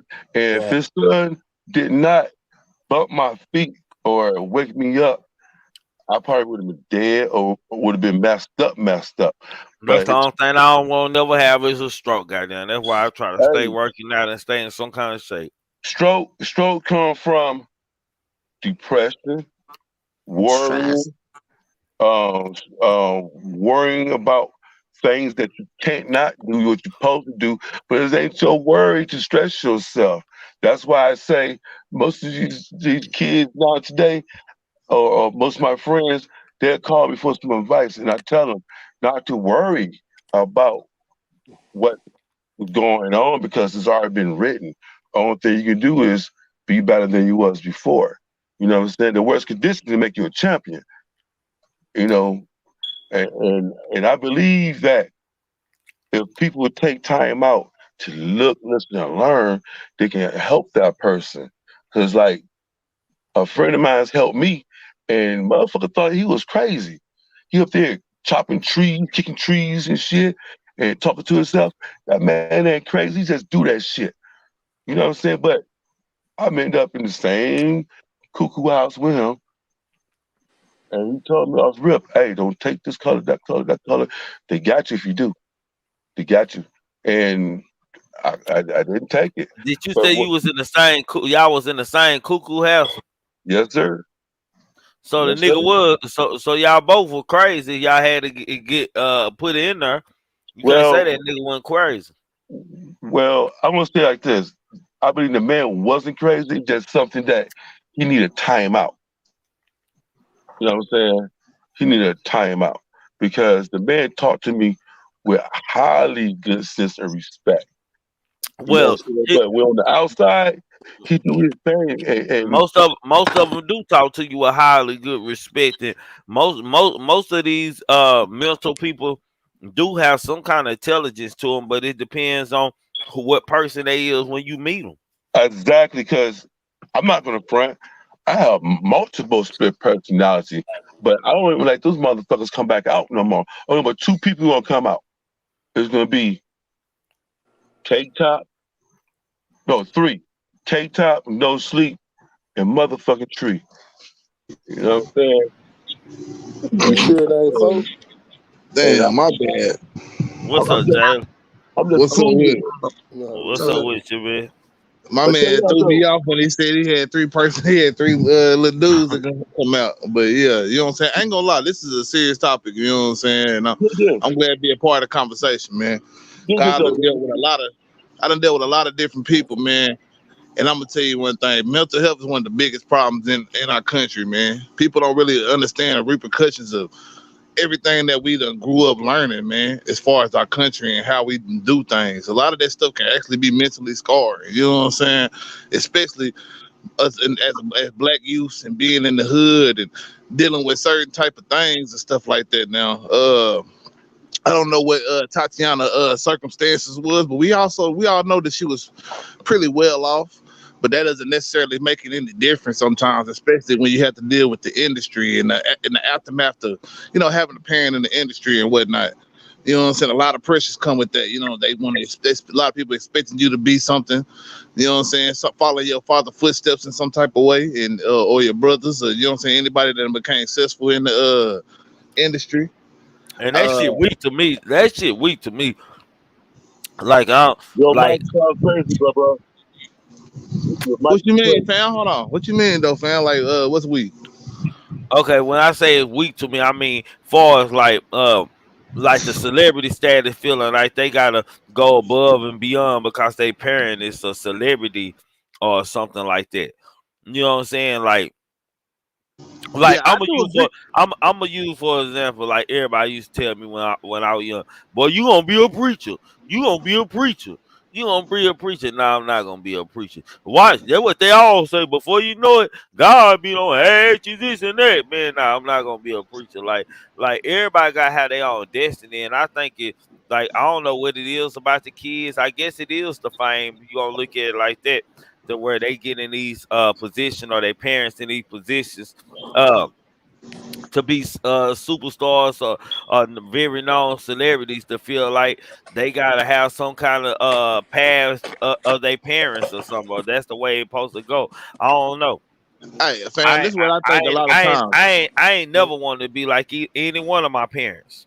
Yeah, I'm gonna tell you. This is what I think it is. Not sometimes, not necessarily that you gotta be exactly go down the exact type of path, but that you just not successful or successful at the degree that your parents is a lot of times that's a pressure that, you know what I'm saying, some people can't overcome. Like, just say, you know what I'm saying, you got a parent that's a multi-million-dollar, you know what I'm saying, person, and then you come up and all you can, you know what I'm saying, figure out how to do in life is, you know what I'm saying, maybe make you a couple 100,000, or maybe even just a couple thousand. You know what I'm saying? Like, some people that can't live up to that pressure, you know what I'm saying, of not being as big as the person, they predecessor, you know what I'm saying, the person that was before them, you know what I'm saying, or they, you So, know what I'm saying. Jalen, do you feel like what Master P daughter went through? Do you feel like it had something to do with his success?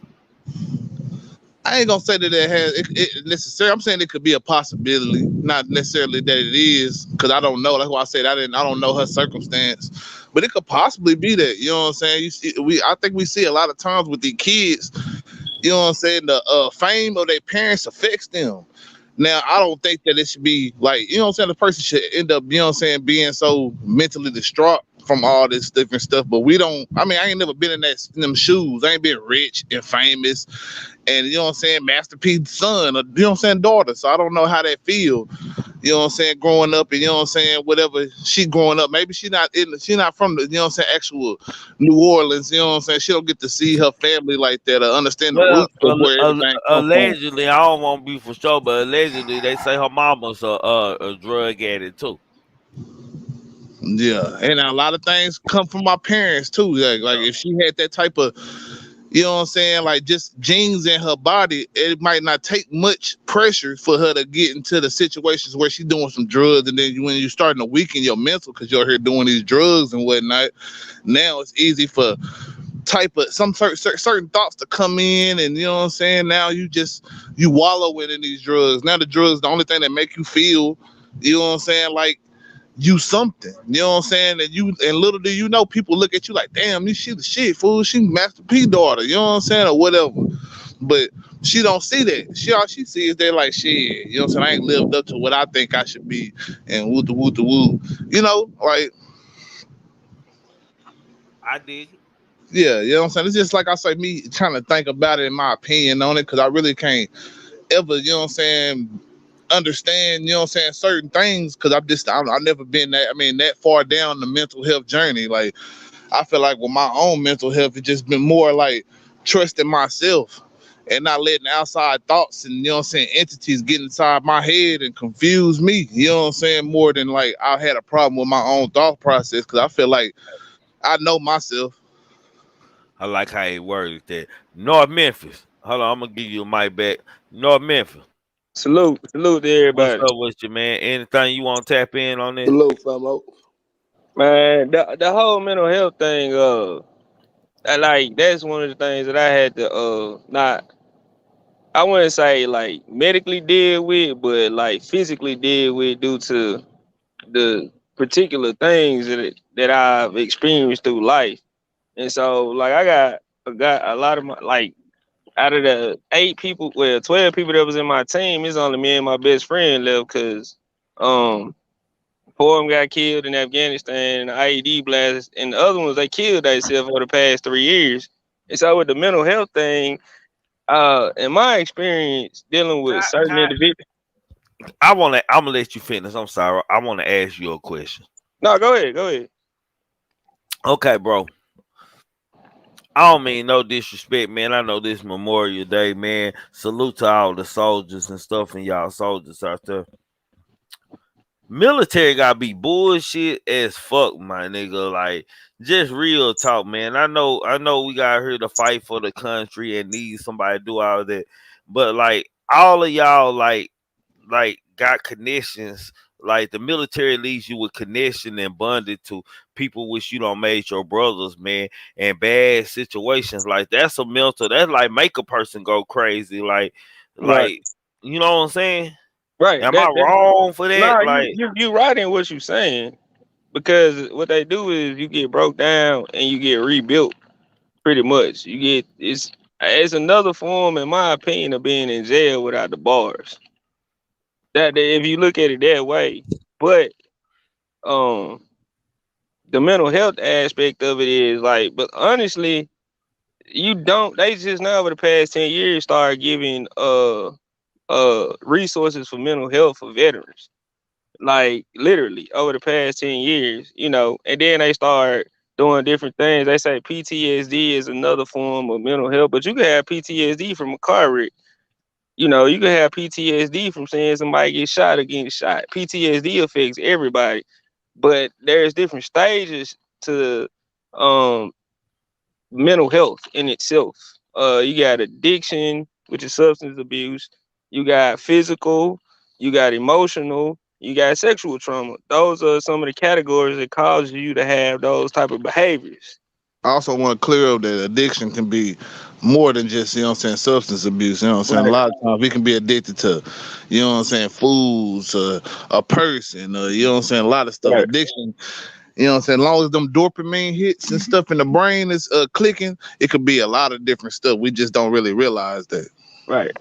But you know how it is with different things. It's the major things that stick out to people, not the simple things like you just brought up. You know, like I'm addicted to going to the range, but that's something that's safe, you know, but it's still an addiction. Now, does it cause me to have But some type of look, to what adverse degree? effect? Like, we talk about Hold on. like, I don't think that's an addiction, Jalen. Hold on, I'm finna let you talk, fam. I don't think that's an addiction, man. I think that's what a way of coping with the detachment of the military. It is, but however, an addiction could be a good thing and a bad thing. I'm not saying it's a bad addiction Oh to have. yeah, nah, for shit show. You get But what I'm saying? But when we talking about right, a soldier wise, that's right, just right. So you know, I'm addicted to fucking Copenhagen. You know, I mean, that's one of my addictions. You get what I'm shit. saying? That let me know you crazy that you even addicted to it. I mean, shit, that's what keep me calm. Cause shit, I mean, that's just my thing. But Nah, that tobacco do keep you calm. yeah. So as far as the stages of mental health, it's all about consistently being there and trying to help a person that you feel that you can relate to, or you may see those particular signs to keep constantly encouraging them and checking up on them and try to give them your listening ear if you can relate to it. Like from my field, I can relate to a lot of people and I can kind of coach them into changing their mindset on because I mean I was on the phone with one of my partners in 2019 when my brother got killed. My one of my guys from my team killed this year 2 days before my brother got killed. And I couldn't get to him. I was like 13 minutes late getting to him.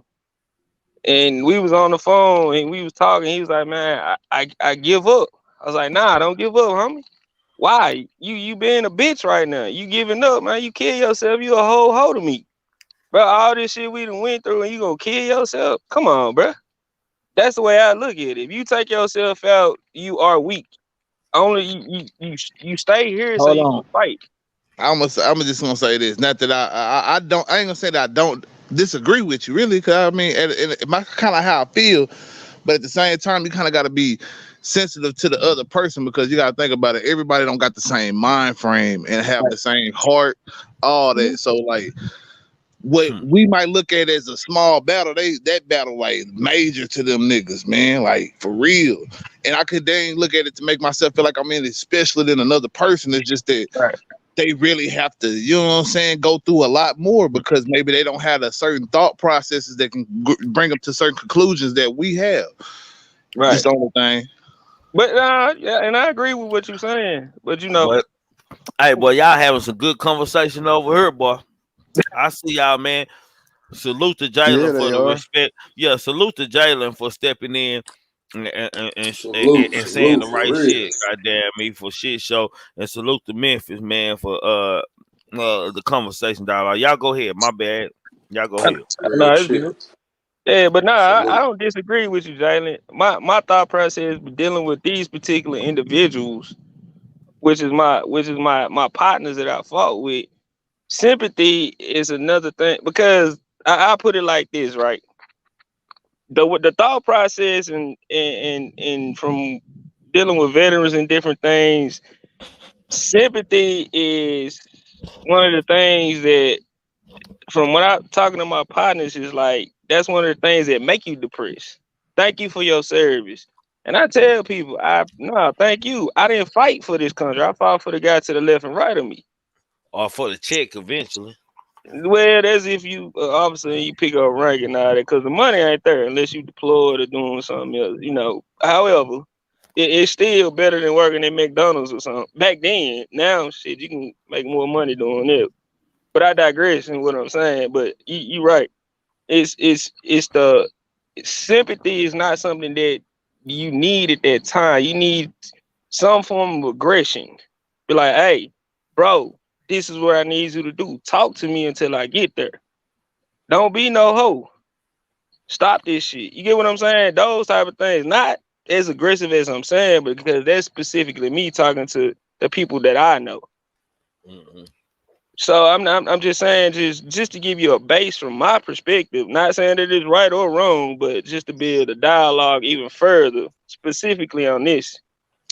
See, my thing when it comes to the soldiers, man, is that we never really give the people that we say that we care about the most any of the real love, like the resources and all that type to help build their conditions better. You know what I'm saying? Once they get back over here, fool.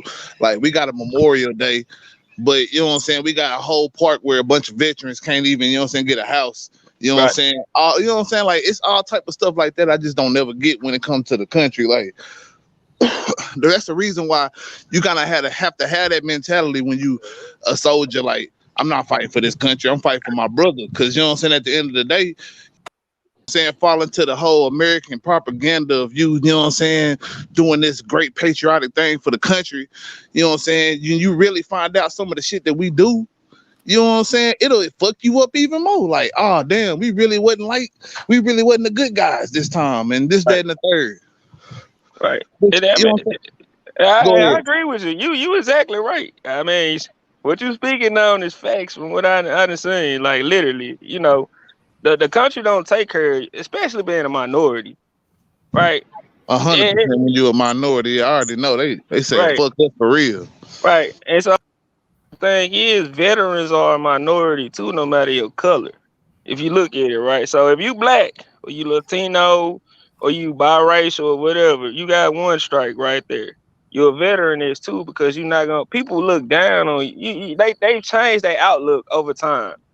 But if you go back in time to Vietnam, to like with my pops and my uncle and them, they was in Vietnam. Niggas got spit on coming back from fighting in the country. All this stuff right here, they just now getting what they deserve right now. Now that'll make you have a mental breakdown. A nigga spitting on you. Right. And then Kimbo, salute, Kimbo. Salute, Kimbo. Salute. What up, Kimbo? They should have gave him a mental breakdown, Trig, when they was over there fighting them. Asian people was telling them, "Black man, go home. This not your war." Playing it loud on the megaphones and stuff, Trig. Right. Telling them we don't have nothing against you. Why are you fighting for the same people that enslave you? You dumber than us. We fighting for freedom. Yeah, y'all lost y'all mind. Right. But Kimbo, mental health is the same way. You enslaved to your own self. So you have to have some type of form You're of enslaved to your thoughts. Your thoughts, right. So that's true. Go ahead, bro. Memphis, I apologize real quick. I apologize for interrupting real quick. Were you talking about everything you're talking about? It hits home because of the military and everything like that. When you were at your lowest point and you said it wasn't sympathy that you require, it's empathy, right? Will you not prefer somebody call you out when they see something going on? Like, and this goes for the whole panel as well. Would you not rather your homie call you out rather than sit there and be that coop happy that's talking about, oh, this was my homie, but yet they never sat there and giving you the time of day while you were there? So why should you even acknowledge it at the end? And like you said, Memphis, with you being, a returning veteran, did they end up giving you any medicine or any VA resources? And is there a way, that any of us can help you? You know what I mean? Because we do appreciate what you did. And that goes for anybody out in the panel. if at any time you feel like you need some type of help. Well, let me help. God damn it, go ahead, grab the mic. Let me let y'all know right now. I ain't no goddamn doctor. I can't help you with no mental problem. I can. Watch this. I just solved my mental problem right now. Thank you. I was fixing to say. Every time I smoke, yeah. Go ahead, man. I didn't mean to cut you off. Go ahead. I'm sorry. But what I'm saying is sometimes it helps just to chat. And we're not mental hospitals, you know, and we're not here to start like, well, you need to take 30 milligrams of Zoloft. No, you need to take 5 steps and step the fuck back and realize that reality gets better. We're here to help you walk through the storm. We're not here to sit and hold your hand through the storm, but we can be there for you. You don't got to be an asshole all the time to people. You don't know what one person's going through behind closed doors. And that's what it molds up to. You never know the strongest person. You know something, Manders, you know something that this just like a self-evaluation that I made myself about a lot, not all military people, but people who spend a lot of time in the military that I know, they really not real family oriented with their family. It's more like they're old buddies they serve with, or people from that had similar experiences. It's like a lot of times those people be closer to them because of their experience. And it kind of remind me on the flip side of the same thing like guys go through when they go to jail, like the way that they bond and make friends or whatever. But this the part y'all were just speaking about mental health and the military and all of this. And that made me think about let me make sure I get the young lady's name right. This the last one that I've seen recently. It was like May 22nd. Sergeant Jules Scott. I'm speaking about this because this is mental health in Texas and Fort Hood, bro. I seen that come out. I know exactly who you talking about. They doing her wrong. Right. Yeah. But and then with her, it's cold, it's messed up. But watch this, bro. Do we realize how many women, I ain't gonna even speak on the man, how many women have had like stories about this, came up missing, they in the military, they wake up raped, robbed, and murdered, or stuff be happening to them, and it's always like some extraordinary circumstances. You know what I'm saying? It's always some shit where they can't prove it. They'll act like she committed suicide. It's always like some kind of magical cover up. That's why I tell people, I think some people join these entities or these organizations for self-gain. It's like when they get like child molesters owning a Christian fucking summer camp for kids. Yeah. It's called the Boy Scouts. Yeah, that too. No, I'm dead. I'm Cub dead Scouts. I am dead Cub serious. Scouts. Yeah. Like we know the history of them. And Right. you would think like, why do they continue to let this happen? It's the same thing with, boy, you got me. I say, oh man, they done hit him with the copyright or something. Got me making sure to stay on point. Hey, watch this, but watch this, bro. That's with the military. That is some mental stuff for a lot of people to make them go crazy, bro. I know a lot of people that left, bro, because they couldn't take it. Like it was like jail to a lot of people. And a lot of people, they reference it to jail, just you get paid for what you're doing. Because when you're there, a lot of times you don't have no say-so about a lot of stuff. You don't really know what's going on around you. All you know what's happening amongst you and your rank. What them other people talk about, you have no idea about a lot of stuff. So you don't realize you might be going on a dummy mission, or you're going to fight for a cause that's totally against what they told you it was. You know what I'm saying? Like the type of games they play. So I can see anybody who's taking a job to kill somebody else, I'm pretty sure they might face some mental stuff, because just because they taught you how to kill, just because they gave you some guns and they trained you up, that don't mean they had you mentally ready for what comes along with taking somebody's life, man. That's why people be going through those episodes, having what do you call it, flashbacks, all of that. Because the VA over out here in Dallas, I done heard so many horror stories about those people come back home ain't got nowhere to stay.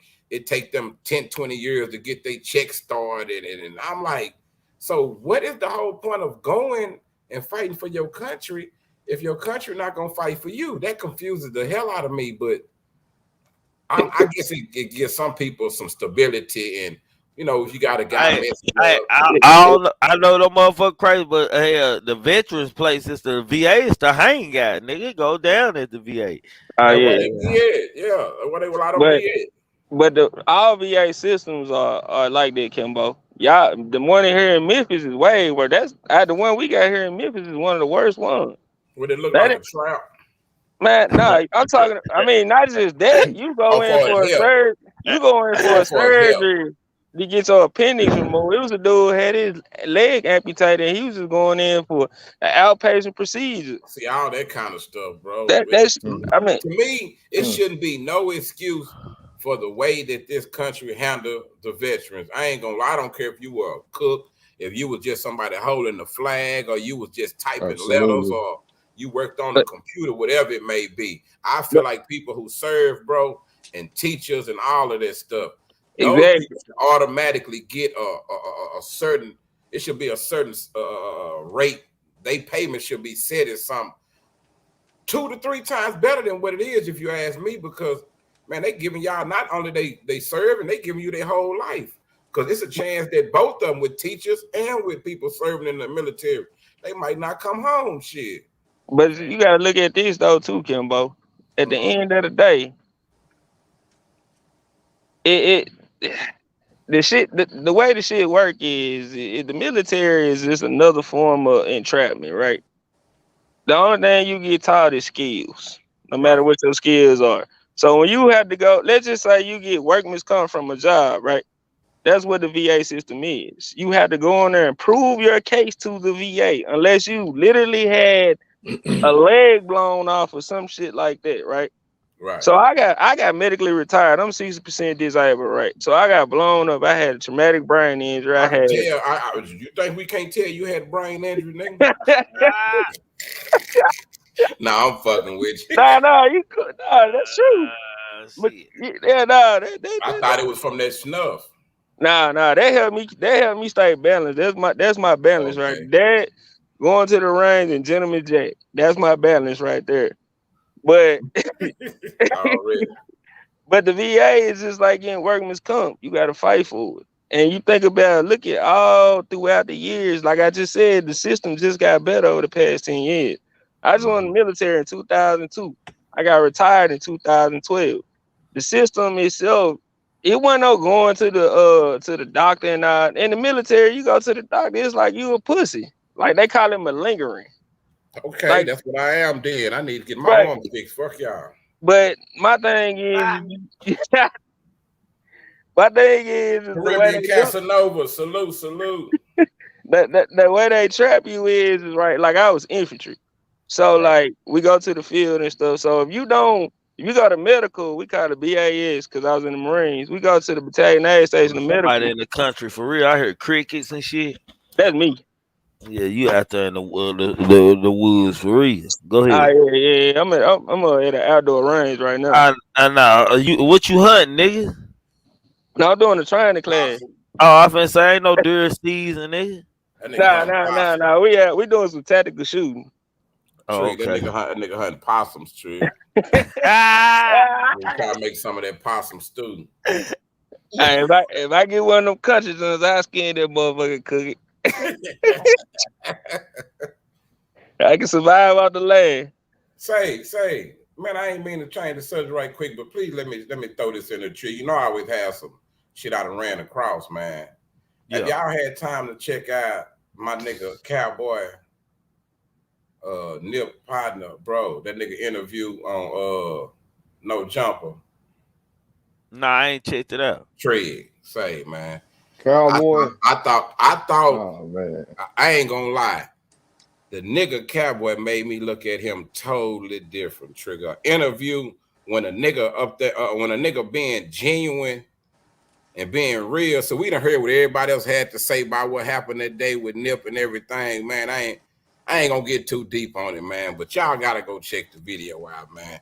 The nigga got deep, and what's so cold about it? He say the What number he one. say? Go He ahead. say the number one lie. He say they put out there, Trig, talking about shitty cuz and Nip had some words. That nigga say he didn't call that man no snitch or nothing like that. That nigga say this what the exchange was. He say this what fucked him up. That nigga say when he first pulled up, that nigga say Nip looked at Renfro and say, damn, is that Eric?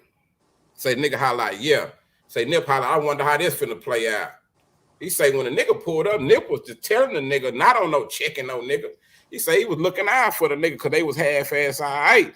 But that was his partner, so he trying to tell him, you know, he need to, you know, pull up. Like how the nigga got DP'd and shit. Like he letting the nigga know, hey, you need to check in. You know, you've been gone from the hood, bro. It's some rumors and some paperwork supposedly going around. Nigga, I ain't seen the paperwork or nothing, but you know, just check in with the hood and holler at niggas and this and that.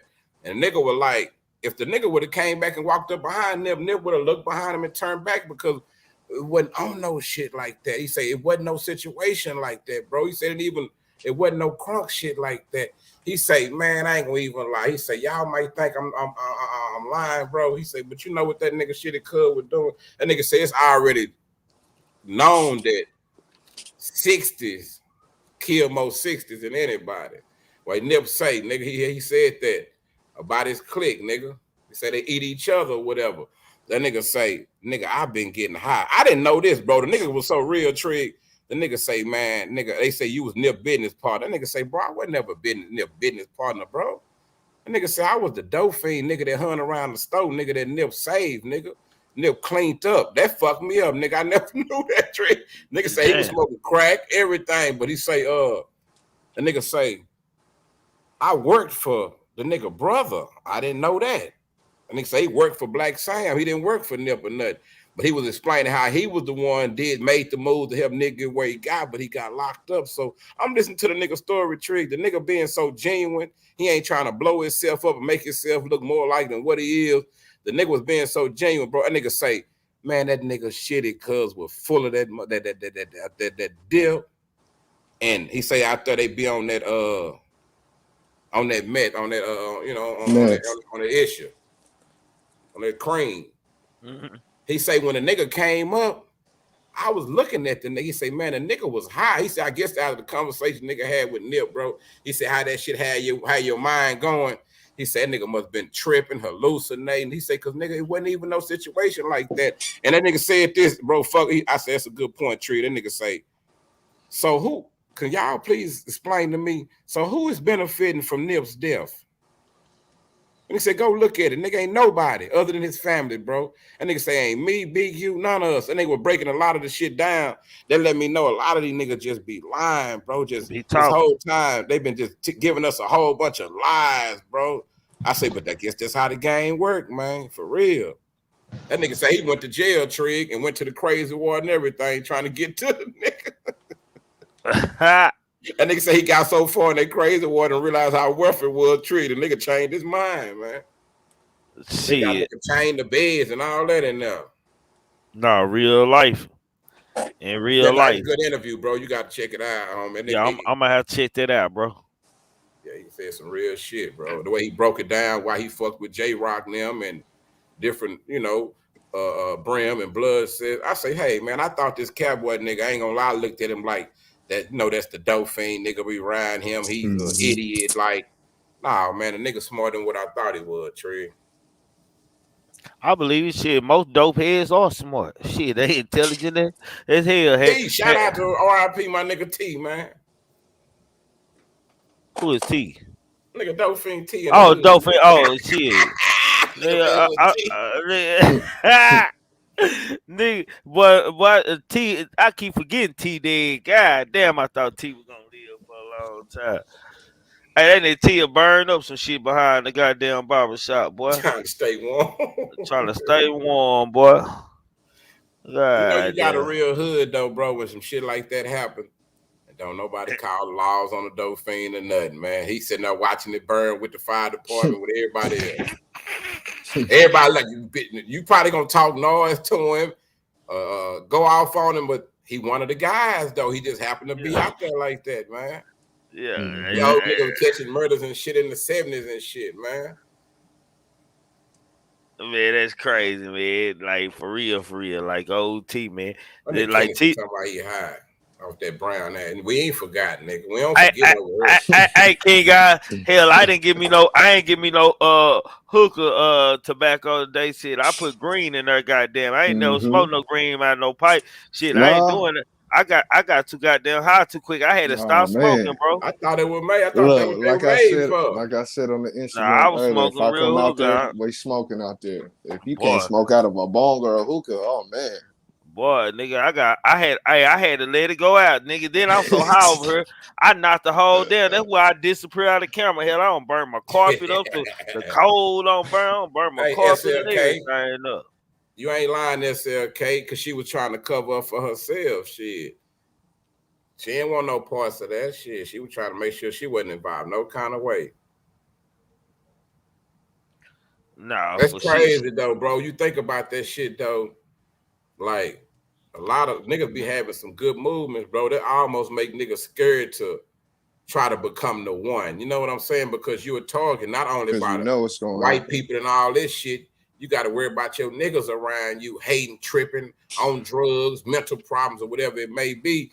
But hey, this is a good point too. I had been saying this, Trig. I say, man, if that nigga was paid to kill Nip, how you gonna enjoy the money checking yourself into the crazy house? You supposed to try to get away with it, nigga. You don't do it in broad daylight like that or nothing. I say that nigga, I kept telling everybody, that's just a dumb nigga, a fuck boy. Pulled a fuck boy move, did some fuck boy shit. And because Nip's so great, like with Dolph, Mo3, all of these people, because they great, we be feeling like they demise. It gotta be linked to some greatness and shit. We be forgetting, nigga, the hood built off bullshit. We forget that these people had lives before they became famous that they got to deal with. Yeah. It's that celebrityism, what's celebrity? Yeah, the celebrity part. Idolatry, you know what I'm saying? Yeah, idolizing the shit out these motherfuckers.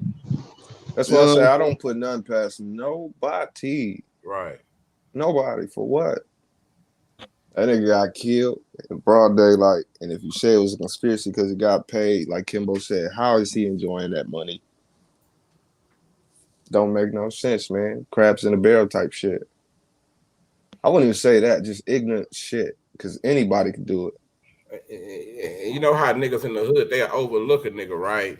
If you ain't the top shotter, if you ain't riding and sliding. They call you lame and shit. Yeah, if you ain't don't put on the hood, none of this shit. But like the niggas say, nigga, we was on some rap shit. We was them niggas from the hood, they want to rap. Say niggas took them for a joke and looked over them until a nigga actually got the booming and making that shit happen, bro. Samaya, where you been at, Samaya?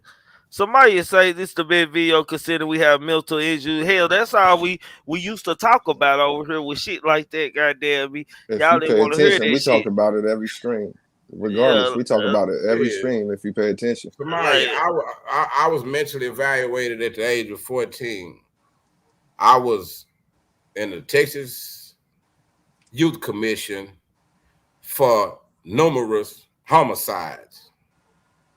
So if I can change, anybody can change. More of the story. No, for real. No, though, bro. A lot of us, I ain't gonna say a lot of us, I'm gonna say all of us are messed up in some kind of way. It might be your girl, bro. Y'all could get along on 98% of some shit. Then it'd be that 2%, like you just don't understand why she don't get it. She might not go see her grandmother enough or call her mama enough, or you might don't understand why her and her sister, it might be some weird shit that you just don't figure out, though. It's because all of us got our little quirks, bro. It's that generational shit that we got, like how they try to raise you, and for some reason, some parents and grandparents think that stuff gonna be just like it was in the next generation. Just think about before they had crack and drugs and shit. Then that came. You can't tell me that generation that didn't know nothing about that is gonna use the same skill set to try to raise the next generation. Or when we get to this rap and murder, all this shit, we can't go back and do what our grandmama, great grandmama did to raise what's happening right now. And like we got to quit getting stuck and learn how to upgrade our shit every year, cause man, shit, no kids they grown. I mean, watch this. Think about it being a child born at this day and time, the information age when we got so much information. Man, you got a little baby or something, you can watch them how they suck up shit like a sponge. They'll get your phone, go find YouTube, find a video, search through their stuff that some grown people can't even do. Like things change, bro, and they mindset change too. That's why a lot of people get lost at. A lot of artists, a lot of regular people in the hood, niggas hustling everything.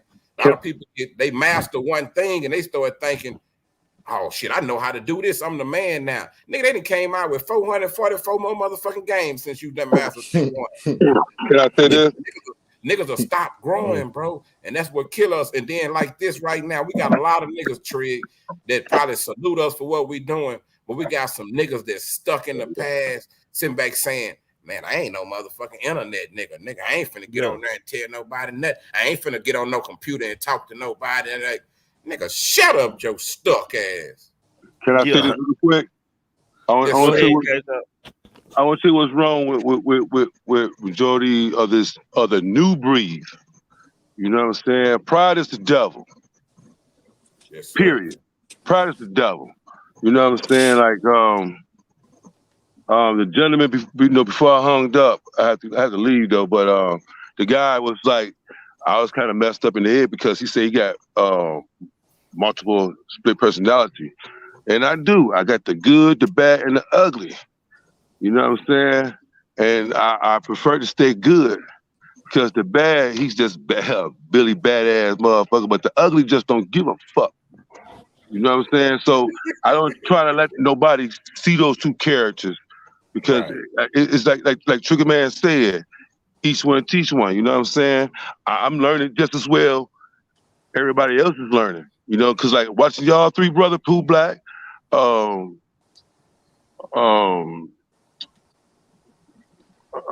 Kimbo, yeah. King God. Listen, man, I learned from all of y'all. I don't even get on the comments. I just sit back and listen to y'all because y'all guys make sense, and it's real content is floating on this channel and on y'all channel. You know what I'm saying? But what people fail to realize is this: their head is too big to think that they can't be taught new tricks. You know what I'm saying? And it's a way how you can survive and live in this world without being harmful or being a tough guy. You know what I'm saying? I just turned 50 last year. July 28th, I'm going to turn 51 if God's willing. Man. But I had to jump through a lot of loopholes just to see 50. You know what I'm saying? 49, 48. It can go down. But see, a lot of these people don't have no reason to live for. And my reason to live for is my kids. As my mom, my dad, my stepfather passed away, I don't have no reason to live. But see, that's bullshit. Hey, Uncle Charles, stay right there. I'm finna clear the stage in a minute. Stay right there. It's bullshit because, like I said before, the worst condition can make you a champion. If you want to be a champion, all you gotta do is get your ass up and keep going. You can't be always at the top all the goddamn time. You gotta take a downfall, check it off, and now you know what you did wrong. Continue to go the other route and pick up your way and move on, because life will get better. You know what I'm saying? I don't live life just to live it, to love it. I live life to love it, to live it, because life can get lost. You did. And I do my best to help out anybody. Even my partner right here. Shit, he have nervous breakdown. Who he call? Hey, Tree, I need you. Well, I'm there for him. You know what I'm saying? And he paid me sometime out of just the respect. I'm trying to tell this nigga, I ain't no fucking psychiatrist, but I'll be yours for the right price.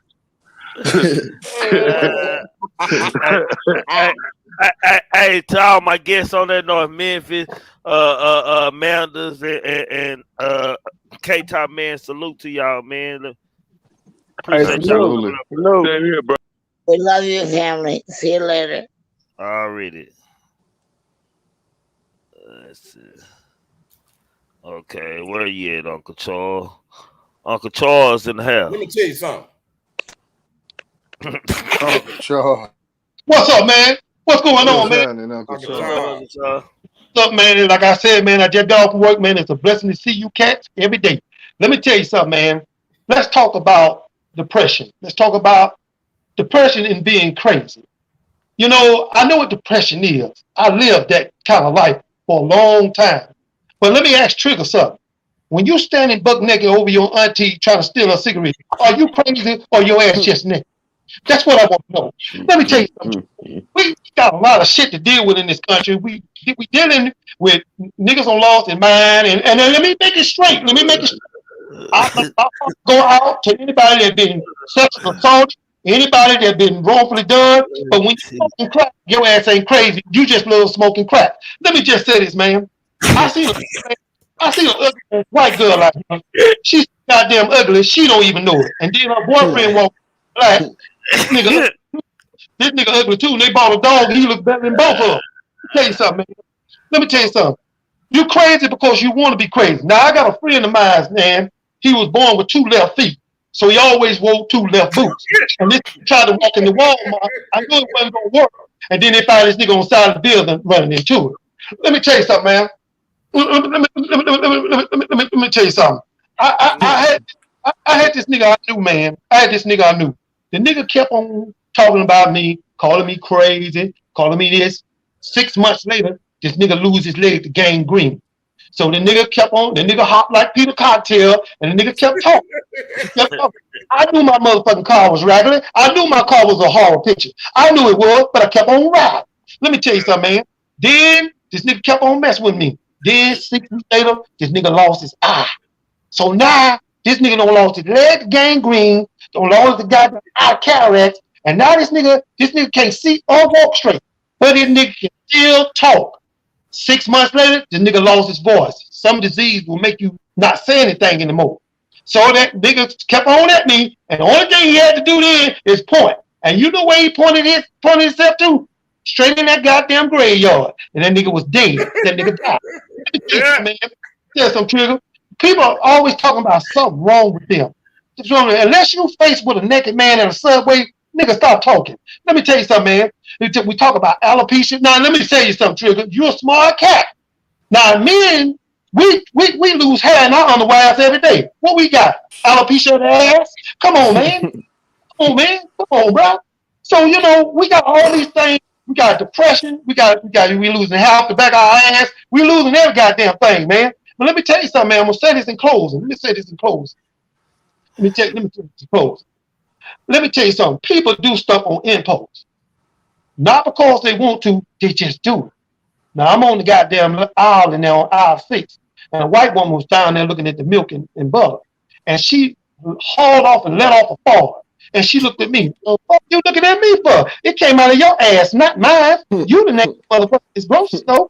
Don't be looking at me. Now, like I told her, you nasty goddamn half of you, don't ever fall around me no damn more. Or you ain't got to worry about the police. I'll do something to your ass my goddamn self. And that's all I got to say, man. Y'all keep it in the road. Keep your mind right. Keep your mind right. Take your ass to bed and go to bed on time. It's too goddamn late to be up any goddamn way. And that's all I got to say, player. I appreciate y'all, man. Y'all be blessed. Absolutely. Yes, sir. Oh, shit. That goddamn Uncle Charles, man. Yo, never fail. The motherfucker closing, man. Uncle Charles the closer, man. Y'all go subscribe to Uncle Charles, man. When Uncle Charles come here, y'all know it's time to go, goddamn. Uncle Charles crazy as hell. Man, for shit show her. That's how we ended it. Nah, for shit show Jalen. Hold on, let me go ahead, Jalen. Shoot, all I'm gonna say about it with this mental health thing is that it goes deep all the way to like the people who run this country, man. We are probably the most mentally ill country as a whole, as far as like everything that we are, you know what I'm saying? But everything we are taught is almost propagandized, man. You know what I'm saying? Like you get half truths and a lot of an agenda that make you feel a certain type of way. So when you break down all those walls and shit, yeah, you know what I'm saying? It's like chaos, man. That's all I'm just, you know what I'm saying? I just feel like, you know what I'm saying, you gotta really start, you know what I'm saying, understand this stuff and start learning, you know what I'm saying, like really what you being taught, and as far as like with everything, man, because man, we really dealing with some shit that, you know what I'm saying, like it's a whole mentally ill. Like the people who run this country mentally ill for sure. They the most mentally ill. You know what I'm saying? We Yeah, live in a country where you gotta be mental to run the whole country any goddamn way. Shit, much shit you gonna come across, shit, they gonna make you mental if you ain't. yeah. Falling So all the martyrs and shit. heck yeah, this is just a lot of shit, man. You know what I'm saying? We end up real sick as a country, you know what I'm saying? Like where you have a, you know what I'm saying, place where you have 200 and something, you know what I'm saying, mass murders, not mass murders, but mass shootings, you know what I'm saying? That don't mean all of them were casualties though. In a year, you know what I'm saying? It ain't even the whole year yet, it's only half the year. You gotta, you know what I'm saying, understand, like we dealing with something like that, you know what I'm saying? It's a whole different type of mentality here, you know what I'm saying? Nah, for shit show. King God. Man, this was a good conversation, a necessary conversation. What I'll say is, if somebody want to get themselves up out of here, ain't nothing you can do about it. Once again, but still, be aware. Try to talk to your folks. And this is what I say for my wake and bakes. This is what I try to promote in general. Is just speak to people. Say what's up to somebody. You know, push positivity to anybody because you don't know what somebody going through. You know, you could walk past this person every day at work or just in the neighborhood, never say nothing. Don't know what they're going through, but a simple "What's up? How you doing?" and keep it pushing. They could have been feeling like nobody noticed them, you know, or nobody gave a fuck to even acknowledge them. Just by saying "What's up?" to them, that could have changed a whole bunch of shit for their whole reality. You dig what I'm saying? So, you know, I appreciated this conversation. Always a good conversation, man. That's it. Nah, for shit show. Kimbo. In the words of the great, illustrious, none matched king, GOAT, one of the greatest man, greatest ever speaker that's ever walked this earth. I got a head, but ain't no screws in it. Tupac Shakur. Yeah, man, I caught it late, man, but it was still good, man, for real, man. I shout out to everybody Absolutely. in the chat, especially the new names in the chat, man. I see y'all, you know, showing us props, showing us love. Hey, man, tell a friend, man, you got some friends that ain't scared to tell the truth out here, man. We understand that shock and iron and BS is good for some channels, man, but sometimes you want to just hear some niggas sound like your uncle or your big cousin or something, man, telling you some shit you don't want to hear sometime, man, but you know you need to hear it. That's what we here for, the grown man talking panel, Jack. Nah, for shit show, man. There it is. Goddamn. Pooh Black. I think we need to pick this shit back up though, bro. Nice show. Salute Kimbo. I think we need to pick it back up because I think we really got some pointers, bro, and I think we really can help somebody out. And salute the homie that came up with the with the situation you got going. You know, nigga pray for you, man. But at the same time, we talk more about this, bro. I think we can dialogue, you know what I'm saying? Because a conversation like this, they can really get the real us, you know what I'm saying? Because we going off certain aspect, but at the same time, when you got Kimbo and I dropping it, and you got you know what I'm saying, being a part of the topic, and we all dialogue calling people up, we really helping people out, bro. So I think we need to kind of run this Absolutely. again. Nah, Salute for to the shit chat. show. We ain't done one of these kind of lives in maybe about 3, 4, 5 months. Shit, Nah, maybe real longer shit. than that. We ain't did it hell. Goddamn me, hell, motherfucker went coming over here for that good shit. Goddamn me. Right. So you know, so shit. We had to do some blogging. Yeah, we had to do some blogging. Yeah, that's Okay, the right way to say it. We had to do some I got blogging, a bro. topic for tomorrow. Go ahead. Everybody, all the women out there on YouTube that want to give me some poop happy, cash out me a $500 down payment. They gotta pay the fee. Oh, my bad. I said Wait, that out Trigger loud. wasn't ready for that one. Look at this nigga crazy.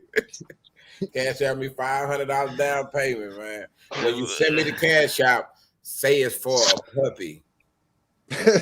Man, nah, boy, that nigga stupid. Say it's for a puppy.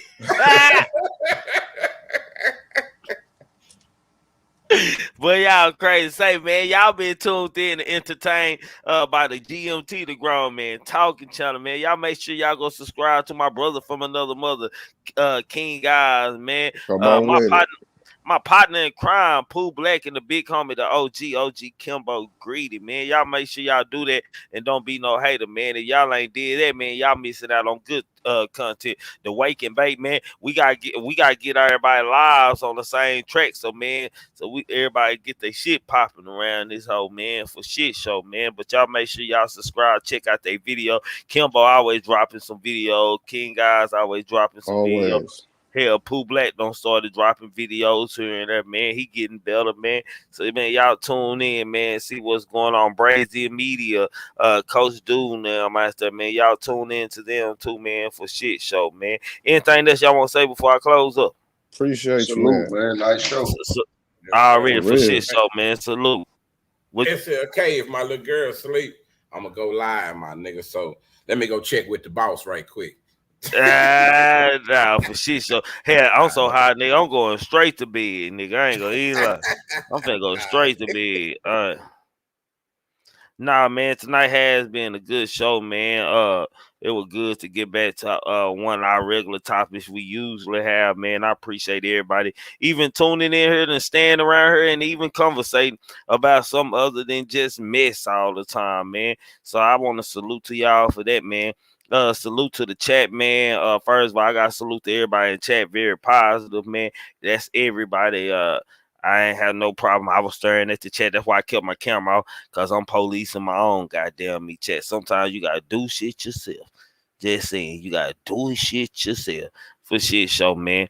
Salute to the goddamn me mods. Salute to the motherfucking me member game, man. If y'all ain't joined that member game, there's some people with them dollar signs on the side of their name. They support the channel monthly, man. Membership started at $4.99 to $12.99, man. Super chat always work. Cash app always work. Just don't be no hater, no broken love.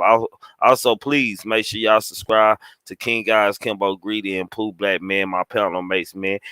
Without them, my show wouldn't be decent or in order, or the different aspects and conversation dialogues that we go into on this show, man.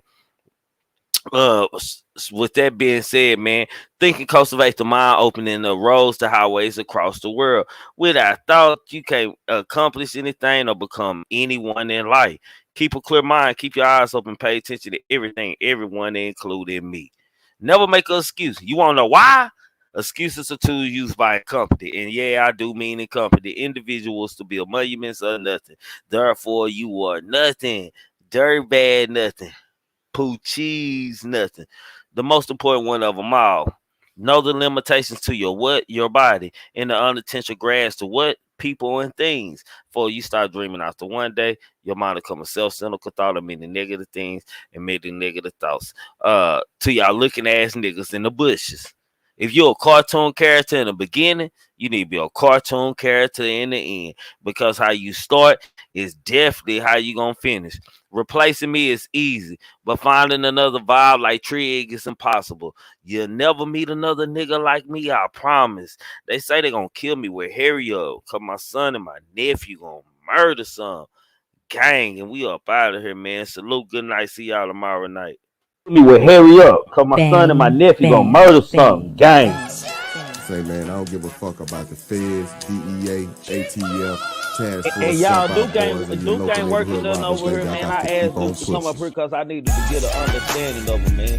So whatever he talking about, he's free to talk about it over here, man. Let y'all get this stuff out here.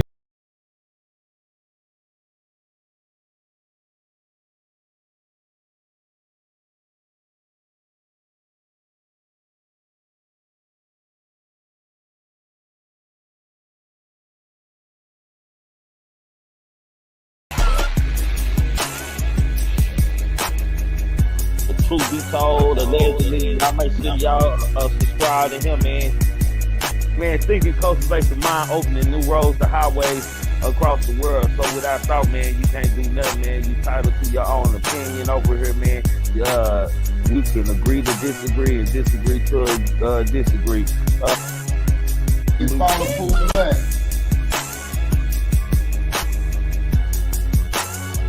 Oh, for shit show.